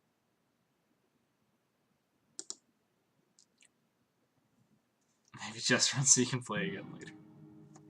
So my opponent can just concede to me again. Alright, this sounds good. We have Vile, we have Path for a Tracker, or something else nonsense. We have Recruiter to try to find Sanctum Prelate fast if they're doing like things that aren't Life from the or aren't engineered explosives or Barbering.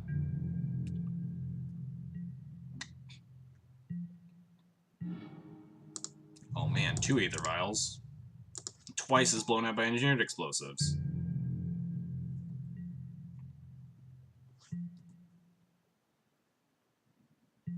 You just port them on turn 2. I'm probably just not playing the second vial. Against my opponent's engineered explosives deck. Discards the Barbarian Ring. Alright, shields are down. Unless they just loan them back right now. This is a tracker. Yeah.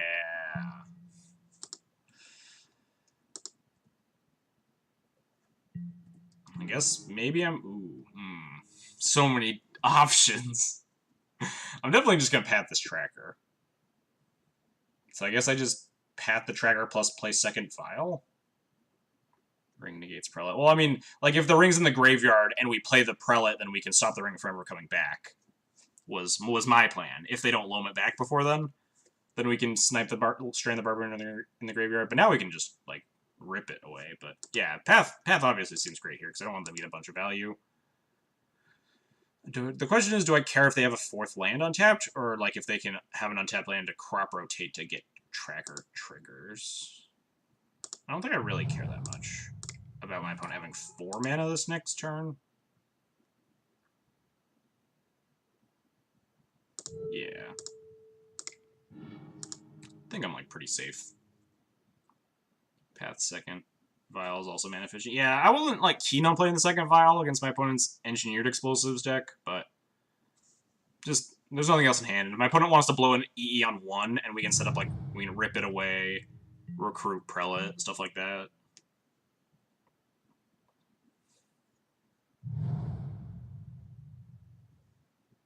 They could easily just, like, EE on 1 plus pop it right now, but then we just Windmill Slam, rest in peace. They don't have the EE, or at least don't want to use it. The Rogue versions definitely don't have room for Ghost Cores, right? Yeah, I don't think so, especially because my opponent's playing Rashadan Port. And usually the lists either play Ghost Quarter or Rashadan Port.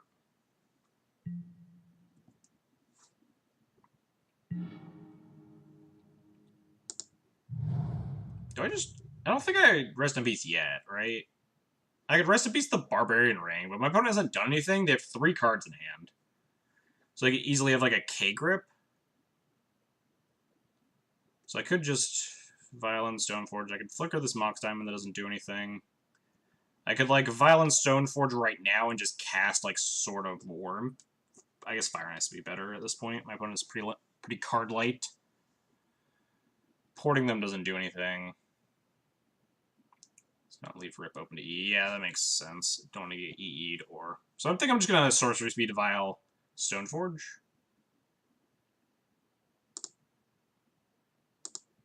You bait it. Yeah, I bait out like K-Grip with just playing an equipment or something. If they have P-Fire for the Stoneforge, sure, we need to set up a Recruiter for Sanctum Prelate and stuff. I could have cast Prelate, actually, and found, like...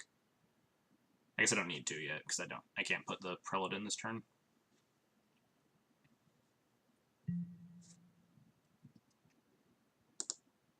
Yeah, I imagine they're just sitting on, like, Punishing Fires and stuff. They're just gonna murder my Stoneforge Mystic. But if this makes them K-Grip my Sword of Fire and Ice, I'll be very happy. Because we also have this Rest in Peace.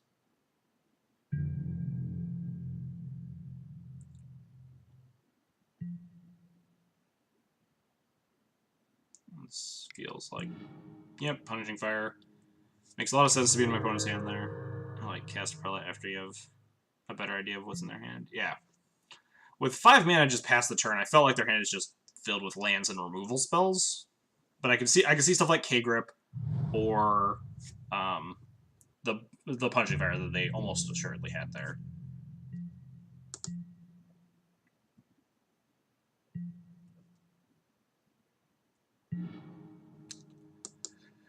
More Wisps. One of the cards in their hand is Punishing Fire. I could just cast Recruiter, leave up Protection with Wisp when they try to P-Fire it. I could just get a second Recruiter trigger. Then they get to, like, Punishing Fire down my board or something. I think I'm kind of okay with that. It also lets us just have this Vial on 3 for the Prelate.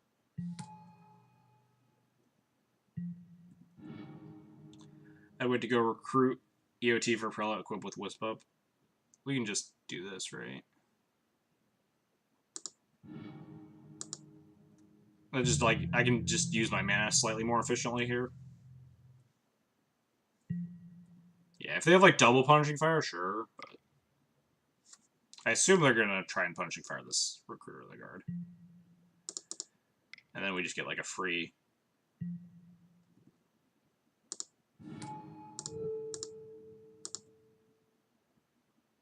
Unless they have a second Punishing Fire.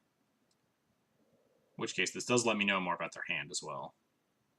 And then, hopefully, if they have second Punishing Fire, then we just demolish them with Prelate plus Sword. Because if their hand is like 2/3 Punishing Fires, they're very unlikely to actually have the answer to the Prelate. It does notably turn me off of playing Rest in Peace if I don't draw the 4th land. Opponent says, good luck getting 9th at your yearly SCG event for the rest of your life, LOL, and then concedes. Nice. Alright, so we 4-0'd that lands guy.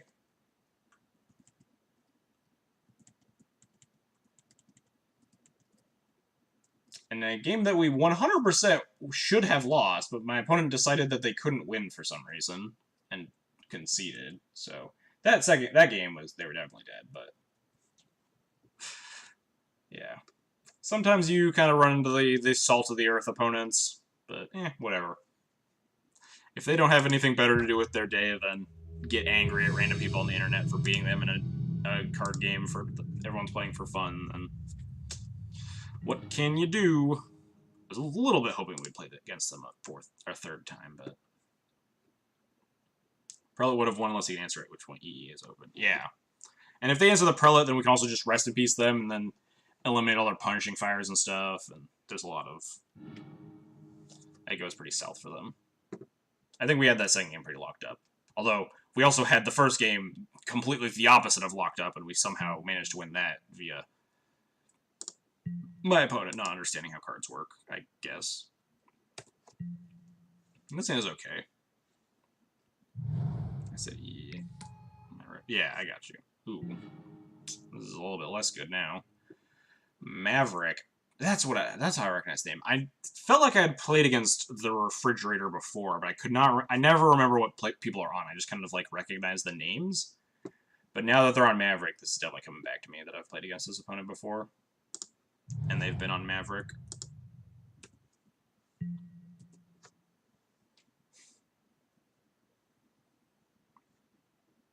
So this gets worse if they just have, like, Stoneforge. Just mom into Stoneforge would be very bad for me. Play a bad card. Sweet. Ask and ye shall receive. I've seen white-green Texas with Yisan Tracker in the library. I think I remember hearing about Yisan. So the plan is, like, Stoneforge for GT, like, get a Wisp online, and then try to GT down their stuff.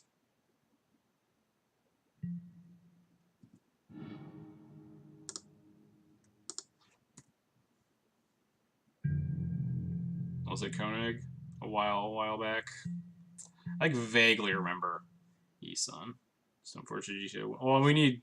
There's a middle step in there, which we create something that they can't just block with a Mom or a First Striker, which is probably this Wisp. This is a Knight. We can beat, like, a Maze of Ith with Wasteland, but this Knight is just rough to answer in general. It hits hard and finds a lot of utility stuff.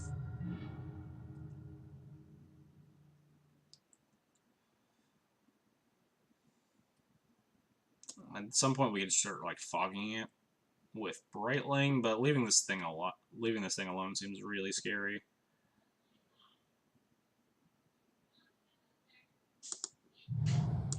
Well, yeah, I'll just Flicker West my Stoneforge, I suppose.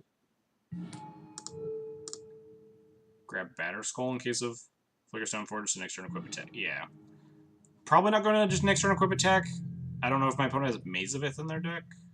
We'll find out. Sword of Fire and Ice, not great in this matchup. I think I'm going to grab Batterskull just so I can actually contest some. Maybe not. They have Mom. Maybe Sword is just better. Sophie, both are options. Oh, yeah. Might have grabbed Batterskull there if they didn't have the Mom.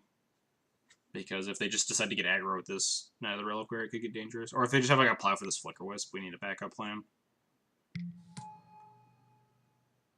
Doesn't seem like they're afraid.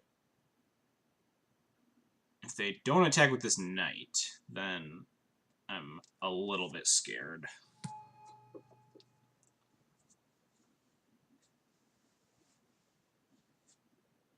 They could use the Knight preemptively to like go grab a fetch land. Just get a bunch of Tireless Tracker triggers. No attacks at all. Not even with the Thalia? Alright, I feel like this is, I feel like the GTA equipped Flicker Wisp plan is not going to work. My opponent very likely has a Maze of Ith in their deck for their Knight. So they're not attacking. I don't know if the plan is, like, put them to, like, gun to their head, put them to the test if they have it, because if they get to untap, we might just be dead anyway. If we just, like, play it really conservatively, play, like, a third Mystic plus Stoneforge in the GTA, and then untap equip, they get to, like, Knight for a fetch land, fetch it, get 2 clues, murder me, you're not going to have a better shot to get rid of the Mom, and actually be able to... Yeah, that's the issue. I think we just go for it and hope my opponent does not have a Maze of Ith in their deck.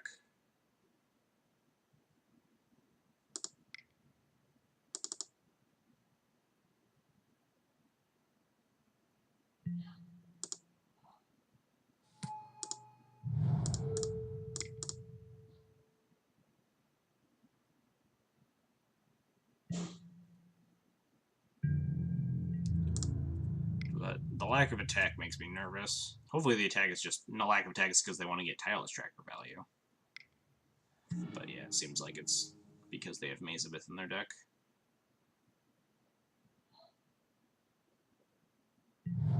Yep.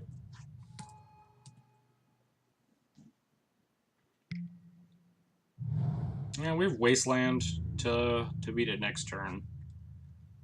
Hopefully they don't have removal. They only have 2 cards in hand, but this Tireless Tracker gets really out of control is the other issue. But then, actually, next turn we can also equip Sword of Fire and Ice to the Flicker Wisp. Plus still have the Wasteland for the Maze. The hell is everyone packing Maze with these days? Yeah, because Again, it's really good against the Stoneforge mirrors.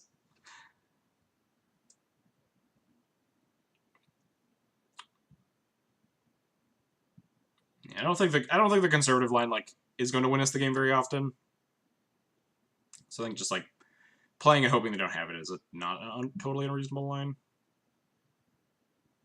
Next turn we could Wasteland the Maze, play, equip, sword, attack, and then like sword plus GT counters down stuff.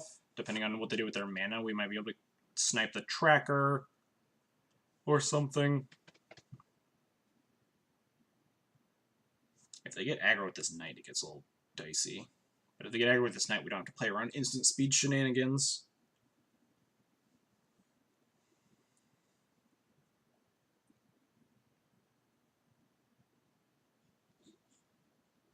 Opponent appears to be deep in the tank.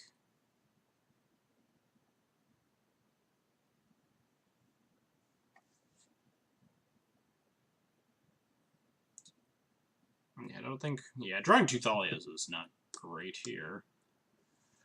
Thalia really bad in the... If your opponent playing Thalia in their deck, it's probably not good in either of your decks.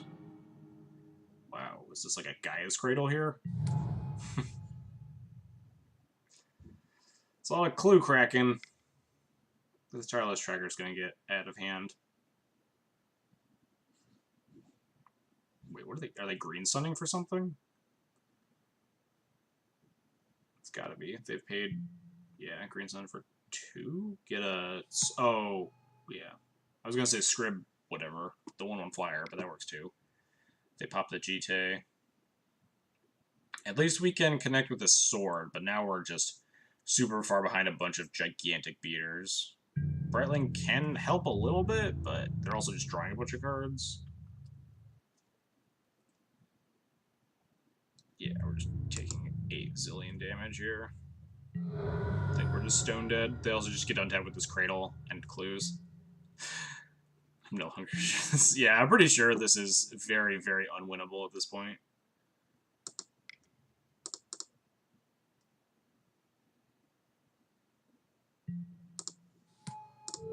I'm pretty sure by attacking here, I will literally lose the game.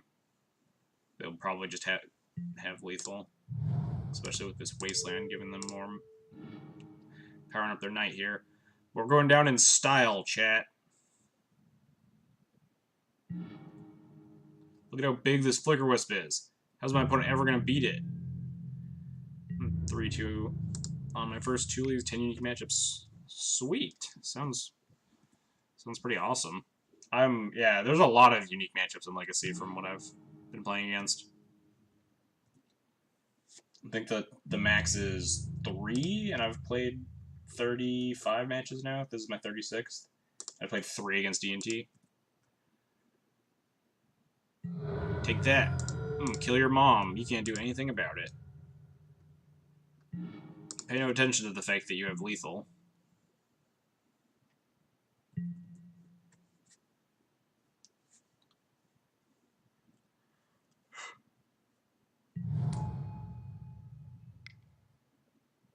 I'm tapped out. Attack me. Sure. There we go. His mom thought this was a family stream.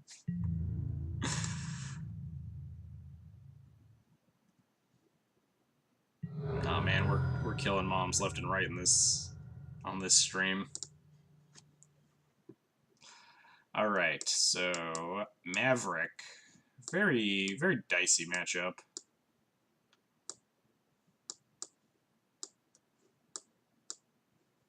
We want a lot of removal spells because they have a lot of like super scary value generating threats like the Knight, like the Tireless Tracker and stuff that we need to answer. Sword of Fire and Ice doesn't offer any relevant protections.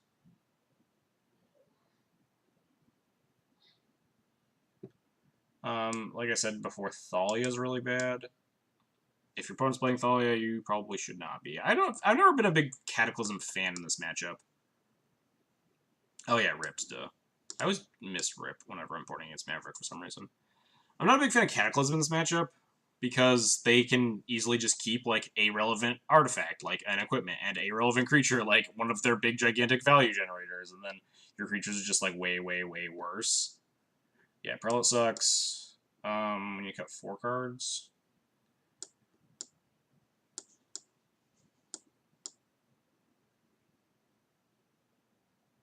Brightling's probably not great here. Brightling kind of brick walls their fatties, but the issue is that their fatties also, like, generate a bunch of value.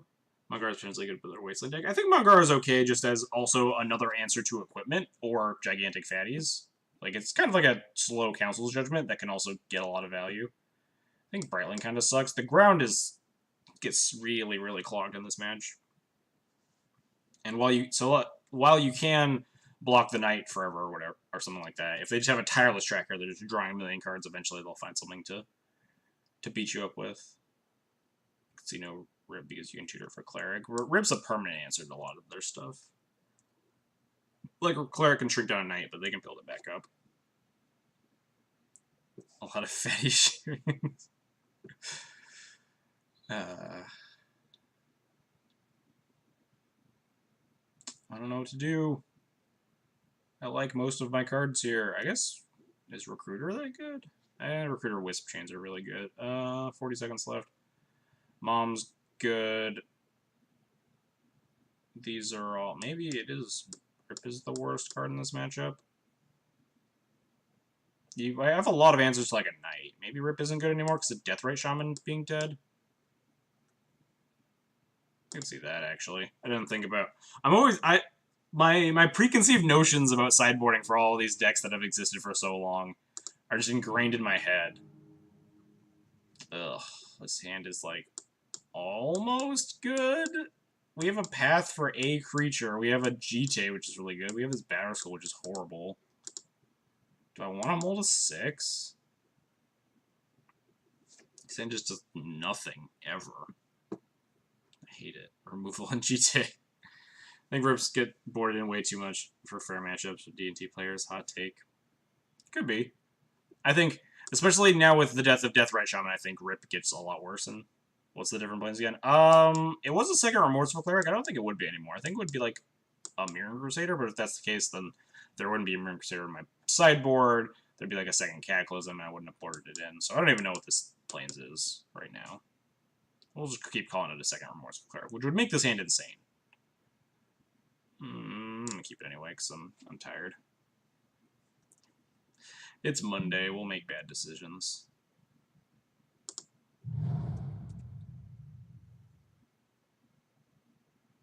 Yeah, we would have, like, Remorseful Cleric into equipping Jite. They might have a rule spell, obviously, but...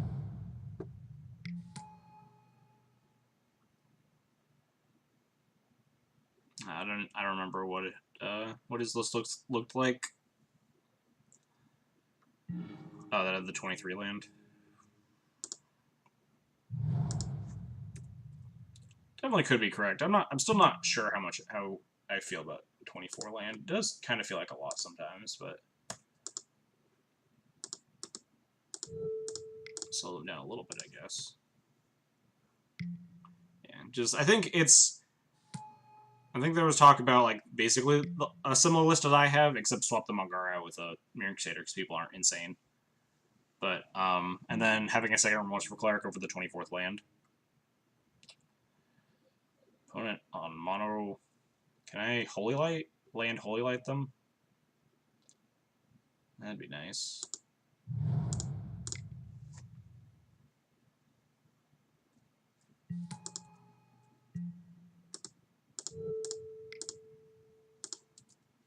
Support's not very good against my opponent's mono. Basically my list, but with the sillier set. Yeah, I think I recall. However you pronounce that guy's name, I don't know either.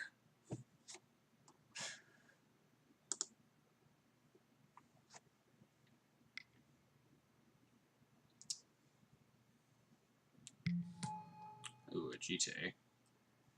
If that's your plan, opponent.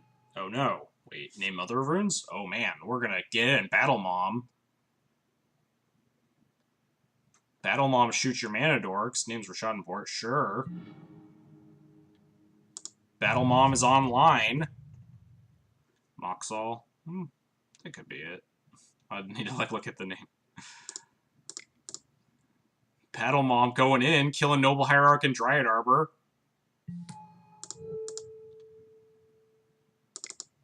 It's a little bit the link. It's a different deck now. Weird. They might. Maybe he changed it.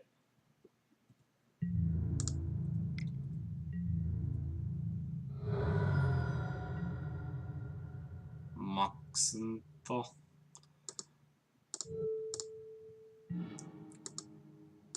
Get him! Get him! Get him, Battle Mom! I think you hold counters to hit whatever he equips. I want to take him off of mana, I think, because the only way this gets punished is if they have land plus Noble Hierarch, and then they still can't. They still don't have enough mana to do it. So just taking them off a bunch of mana seems okay here. Yeah, they don't have enough mana to Hierarch plus equip plus attack with the bird. Green Sun for 1. Is she being a spaz? Yes. Alright. Hello, cat. Hello. Oh god, ear claws. Goodbye. I don't... Oh wait, what happened? They plowed my mom. Heartless. This is bad. Now they have 2 attackers.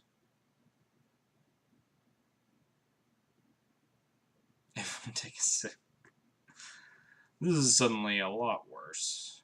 Because now they can equip GTA to the bird and attack, and I have to plow it, and then they can equip it to the noble. At least I can play Batterskull after I kill the bird, so... We'll wait a turn here, yeah. Unless they have another flyer, we're still in okay shape here, because GTA doesn't line up great against Batterskull. Yeah, obviously depends. If they have, like, a Quasali Pride Mage or something to kill his Batterskull, or even, like, another plow. Oh, whoops. Oh, right, they didn't know that. Oh, well.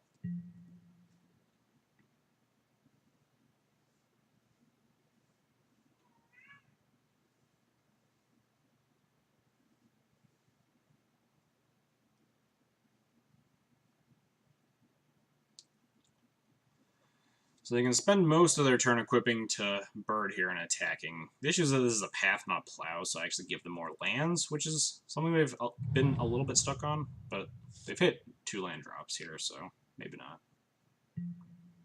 Ooh, equipping to the noble. This works out really well for me if they don't have...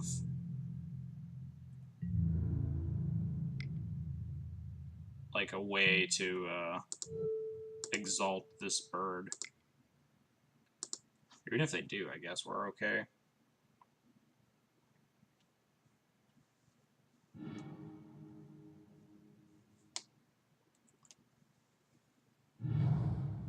Worst case is like Quasali Pride Mage. Then they can do equip the bird, attack, and then also like pop the... Alright, we're just drawing mono lands, so that's fine. Slam a Batterskull. Hope they don't have something. Quasali Pride Mage would be not great for me. Please don't. I would greatly appreciate it if you did not have one of those opponent. I don't like that. Why do they need that much mana? Please don't Green Sun for Quasali Pride Mage. Oh, well, that's also bad. I was focused too much on Quasali Pride Mage, so they obviously had the Reclamation Sage. So we're still in this if we draw, like, one of a couple cards. Sylvan, ooh, that's terrifying. Ooh, that is not terrifying. What do I get with this Recruiter? So I have 7 mana. So I could recruit... I don't think I can recruit anything that turns off their GTA without also turning off my GTA. Oh, no, I can recruit, Relic Warder. That's risky because they have a Sylvan, though. If they can find a removal spell, then I get super punished.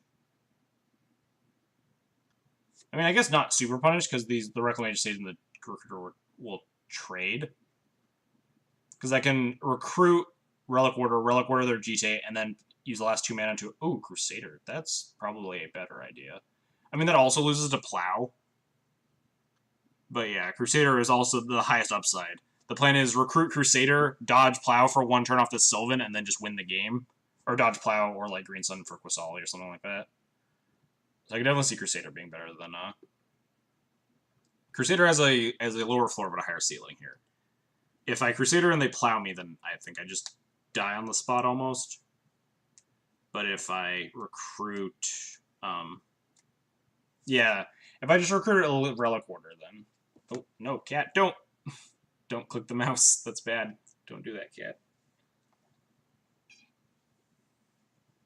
Yeah, keep running around. Do whatever. Don't jump on the desk, though. Nope. Head off. Everything loses to Plow. Yeah, I mean, like, the better... The plan that loses less to Plow is recruit...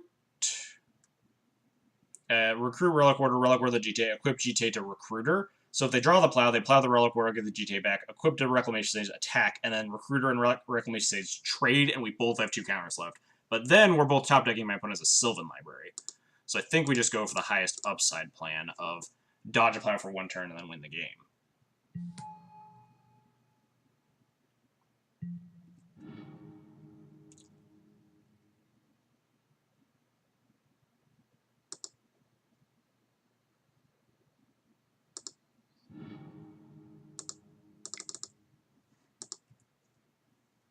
I guess they could also draw a green... So Green Sun, Hierarch...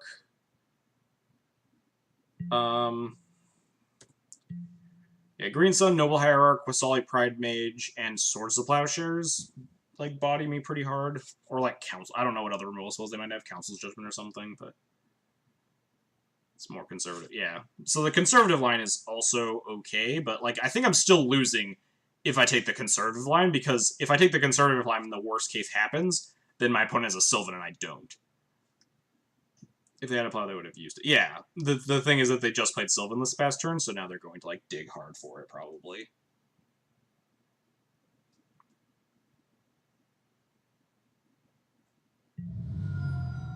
They took damage. Oh, they have Green Sun. So now, now they Green Sun for Hierarch, and then equip to Bird and attack, and then I don't die here. Oh no, because yeah, I do die. Yeah, this was the line that lost to more stuff, but they could have also because they had the Green Sun, so they could have just Green Sun for 2, got a Quasali, and blown up my GTA had I taken like the other route. Oh wait, this gives me a chance to connect with my GTA.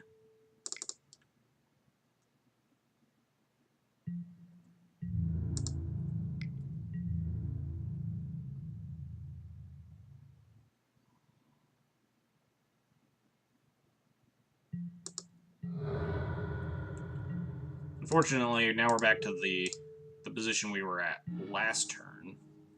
No, cat! My mouse! Cat, what are you doing? Cat just wants to lie in the corner. What is this? I don't want this. I don't even know how this pop-up showed up. I don't want to show desktop.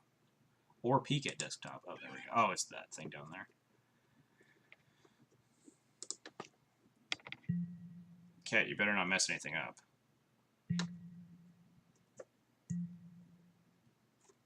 Cat, get off this desk, please. Yep. Nope, keep it going. Cat, got your mouse. Yeah, it was definitely unintentional, but the cat knocked my mouse off the desk in trying to jump up onto the desk.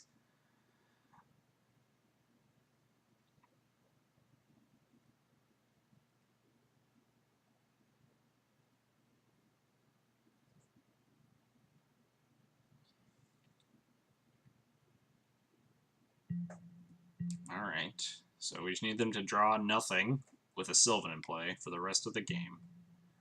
That's certainly something. Now we just need to draw Brightling. I boarded those out, right? Did I board out both of them?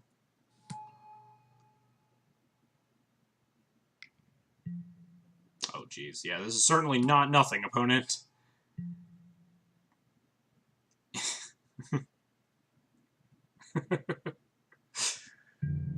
Cat's not listening. Yeah, his cat's lying underneath the chair over in the corner.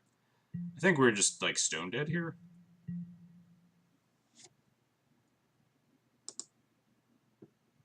Can't top deck 2 Swords of Plowshares at once. That's for sure.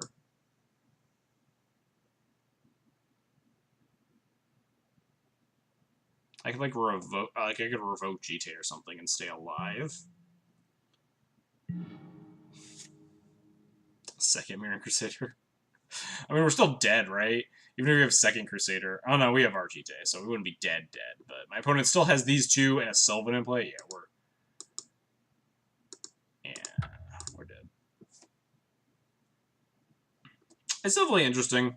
I don't think so. The conservative line, or like the greedier line that we took, obviously got pretty punished because my opponent did have the Green Sun Zenith. But if we took the other line, they could easily have just Green Sunned for 2, got a Quasali my GTA, and then we're both top decking, and I have a 2/2 and a 1/1, and my opponent has a Sylvan Library in play. Second Crusader would still have a chance. So I mean, a chance, not a high chance by any means, but a chance. Especially because they can Knight for a Mazavith, so I can never get the triggers. It kind of stonewalls them, but like they could also like Knight their or maze their own Knight or maze their own attacker. Wait, does that prevent the damage that it deals or both? I don't know. It can't take or receive. I don't know how Mazavith works. Other line probably ends. Yeah, exactly. Other line ends up similarly bad. It ends up less bad in the short term, but it ends up that we're both top decking my opponent as a Sylvan, which is how basically we ended up anyway. Played against Maverick once here, right? Oh no, the next match started. Need to find Maverick here. Yeah, there we go. 2 matches against Maverick, 5 games. I'm now 2 and 3 in games.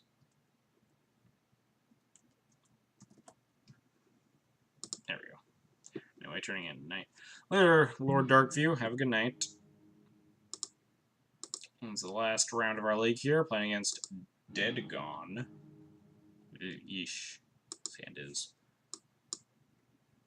almost serviceable. If I knew my opponent was on Miracles, I might actually keep this. 5 is just so many lands, so I think we can mulligan for a better hand. This is a slightly better hand, I suppose.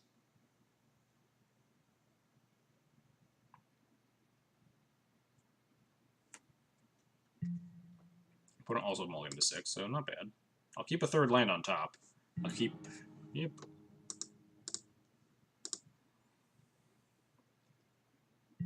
What do I want to be playing against? Lands? Prison? We're 2-2, so we're in the eternal bracket of, oh god, are we going to make it? Are we going to get our pity chest out alive? I don't want to see Lions... Oh god. Wait, this could be prison still. I'm not necessarily getting test. Oh yes, it's prison. We're alive. We're not dead. Rabble. I think I'm just going to slam... I was going to slam Stoneforge, but now I just want to slam Revoker so I can block this Rabble. It prevents me from... Although I could just Stoneforge into the Batter Skull or something. Revoking Chrome Mox doesn't seem bad either, though. I like Revoking Chrome Mox. I have a lot... This buys me a lot of time.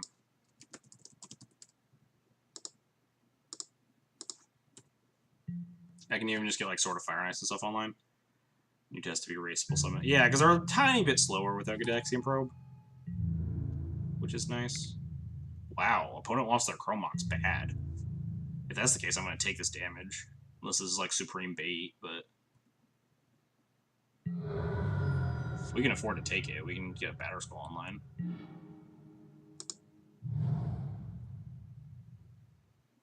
Next round taking 7, 8. Yeah, we're fine. Could also just flicker with their Chromox to make it so that they're... Yeah, I think I actually just like playing Flicker Wisp here. Make it so I can actually trade off this Revoker if I want to, if they don't imprint. And if they do imprint, I can just trade the Flicker Wisp off with the Rabble.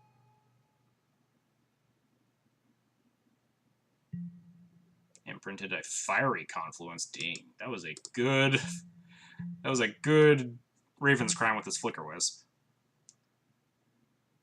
Flicker token. Yeah, I think I'd rather Raven's Crown them than kill a Goblin, especially because I can just trade Flicker Wisp, trade Rabble for Flicker Wisp. Taking 3 is fine when we get Stoneforge for Batterskull online. Oh, they're just not attacking with the Rabble this time, sure. Now we get to do Stoneforge stuff.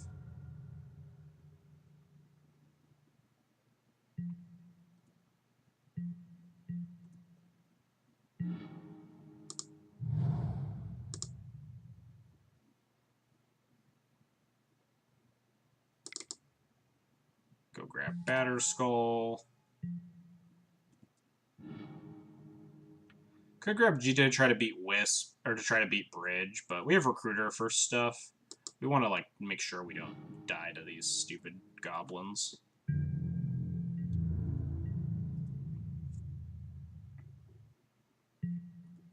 We'd also just play an equipped sword if we want to next turn instead of Batterskulling necessarily. We'll see what we want to do. It might just be better to Batterskull just so we can actually keep porting the City of Traders. Yeah, now they're just so far behind on lands.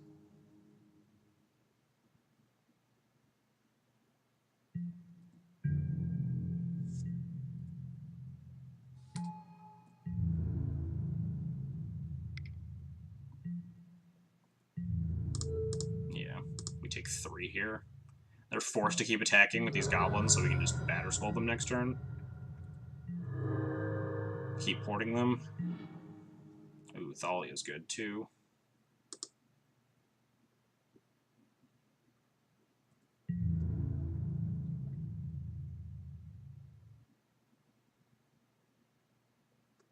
And still no attacks.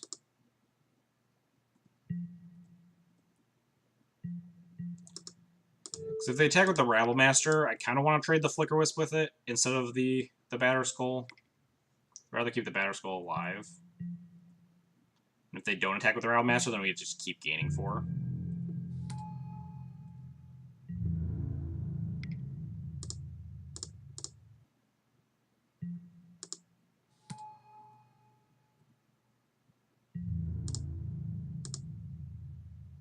Yeah, opponent's just dead.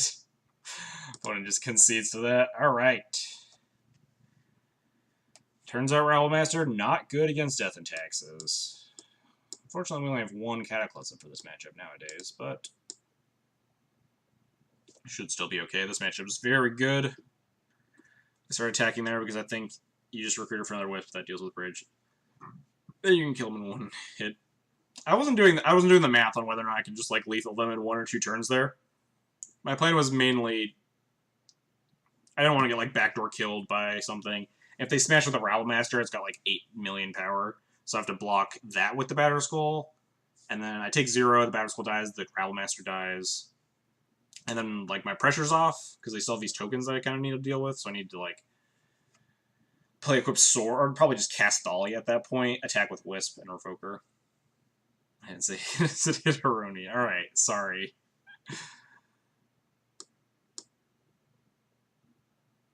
Anyhow, what sucks in this matchup?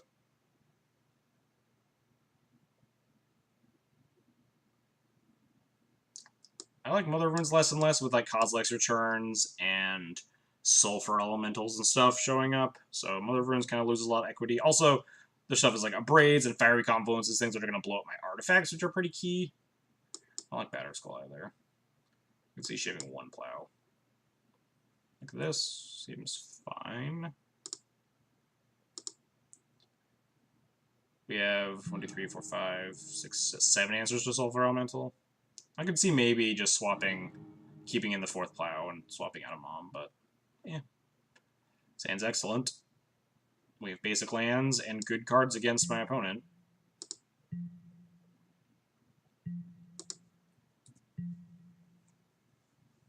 My opponent is turn 1 Rabble Master. We have Plow.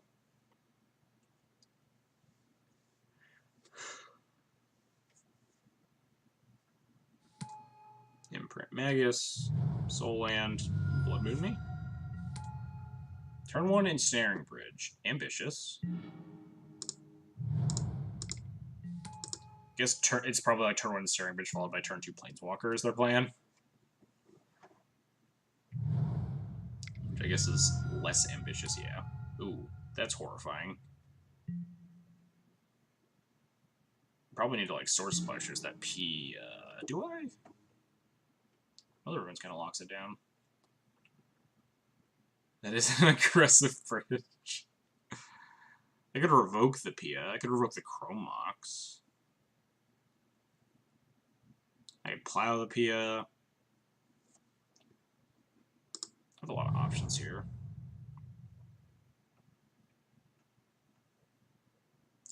Revoke Pia Quran, revoke Chrome Mox, or plow Pia. I think I want to revoke Chrome Mox. Use Mom to protect from Pia for 1 turn, and then the next turn I can pair Plow with like a 2-drop. You like Plow Pia plus play Stoneforge.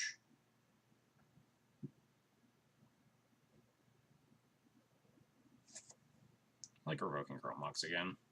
Try to constrain their mana. They might end up like tossing the Mox or something. And then we no longer need the Revoker, or we can Flicker Wisp it. Plow Pia in front of Kieran. Man, thought I was messed up. Yeah, how does that go down? If your opponent has Pia Nalar and Pia and Kiran Nalar in play, and you plow Pia Nalar, I feel like there's some sort of like Vorthos mind temporal fuck that happens.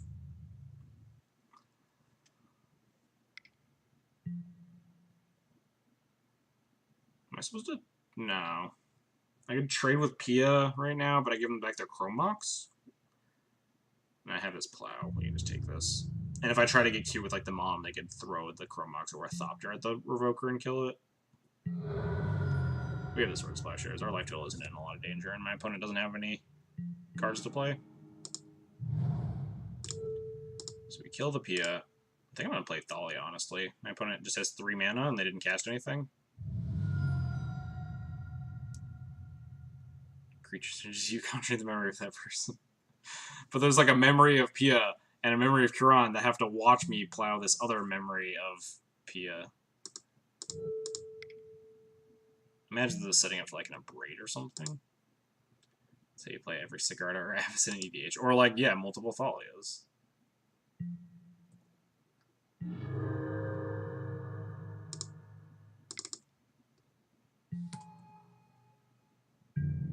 Get him with this Revoker.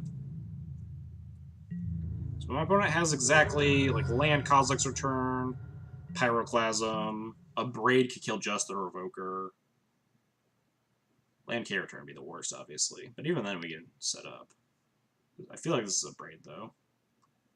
The throwing the Thopter. Ooh, Chalice on 1 deal. That's your master plan? Wasteland? Dang. Never lucky. Sometimes lucky, I suppose. We now have a Flicker Wisp, which we can get rid of this Chalice. The Thopter blocks my Revoker. I could Flicker the Thopter, but that seems like an egregious waste of my resources. I think I want to grab GTA with one of these Stoneforges. Looks like he has Chalice. Yeah, I mean, I could also, like, if I need a 1-drop, I could kill the Chalice. I think I want to Stoneforge for, like, what, Fire, Ice, and GTA?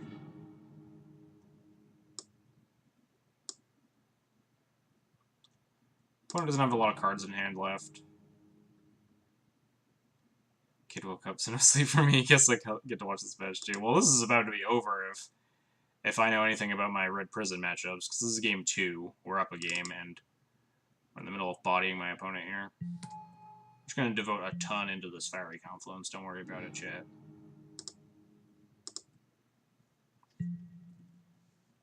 My opponent can't cast Fiery yet, unless they have Land Spirit Guide, so...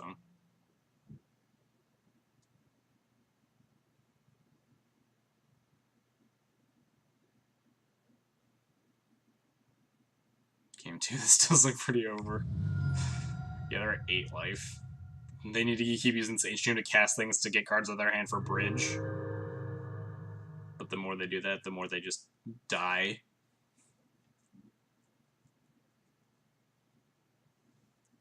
Very useful. Yeah, the Chalice was real good here. Real strong. Strong play by the opponent.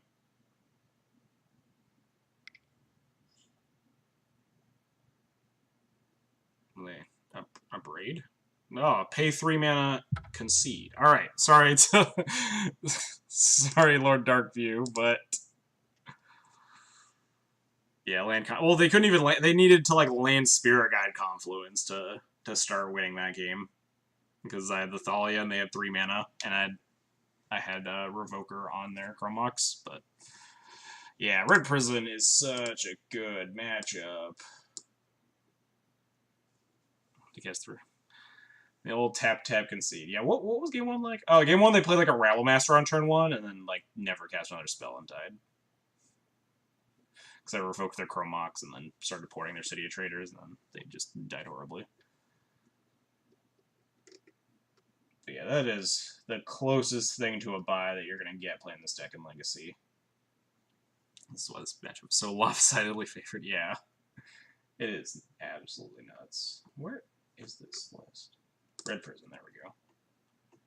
2, 5, 4, and 1.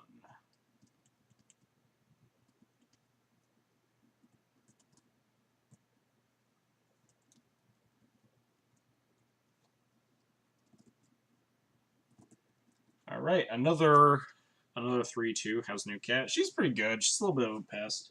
Can you guys see her? You guys might be able to see her a little bit. If I turn the camera. Knocking shit over, yeah. She's on the headrest of the bed right now. She's calmed down a little bit. She'll be back to run around in circles in a second. But yeah, she's good. A little hyperactive, but that's kittens. Anyhow, I'm gonna call a stream here. I'm very tired. It's only 11:15. This is a pretty quick league. But it's also a Monday, so Mondays are always exhausting. Let's find someone to host real quick here, and I can give my little sign-off spiel. Who's playing what today?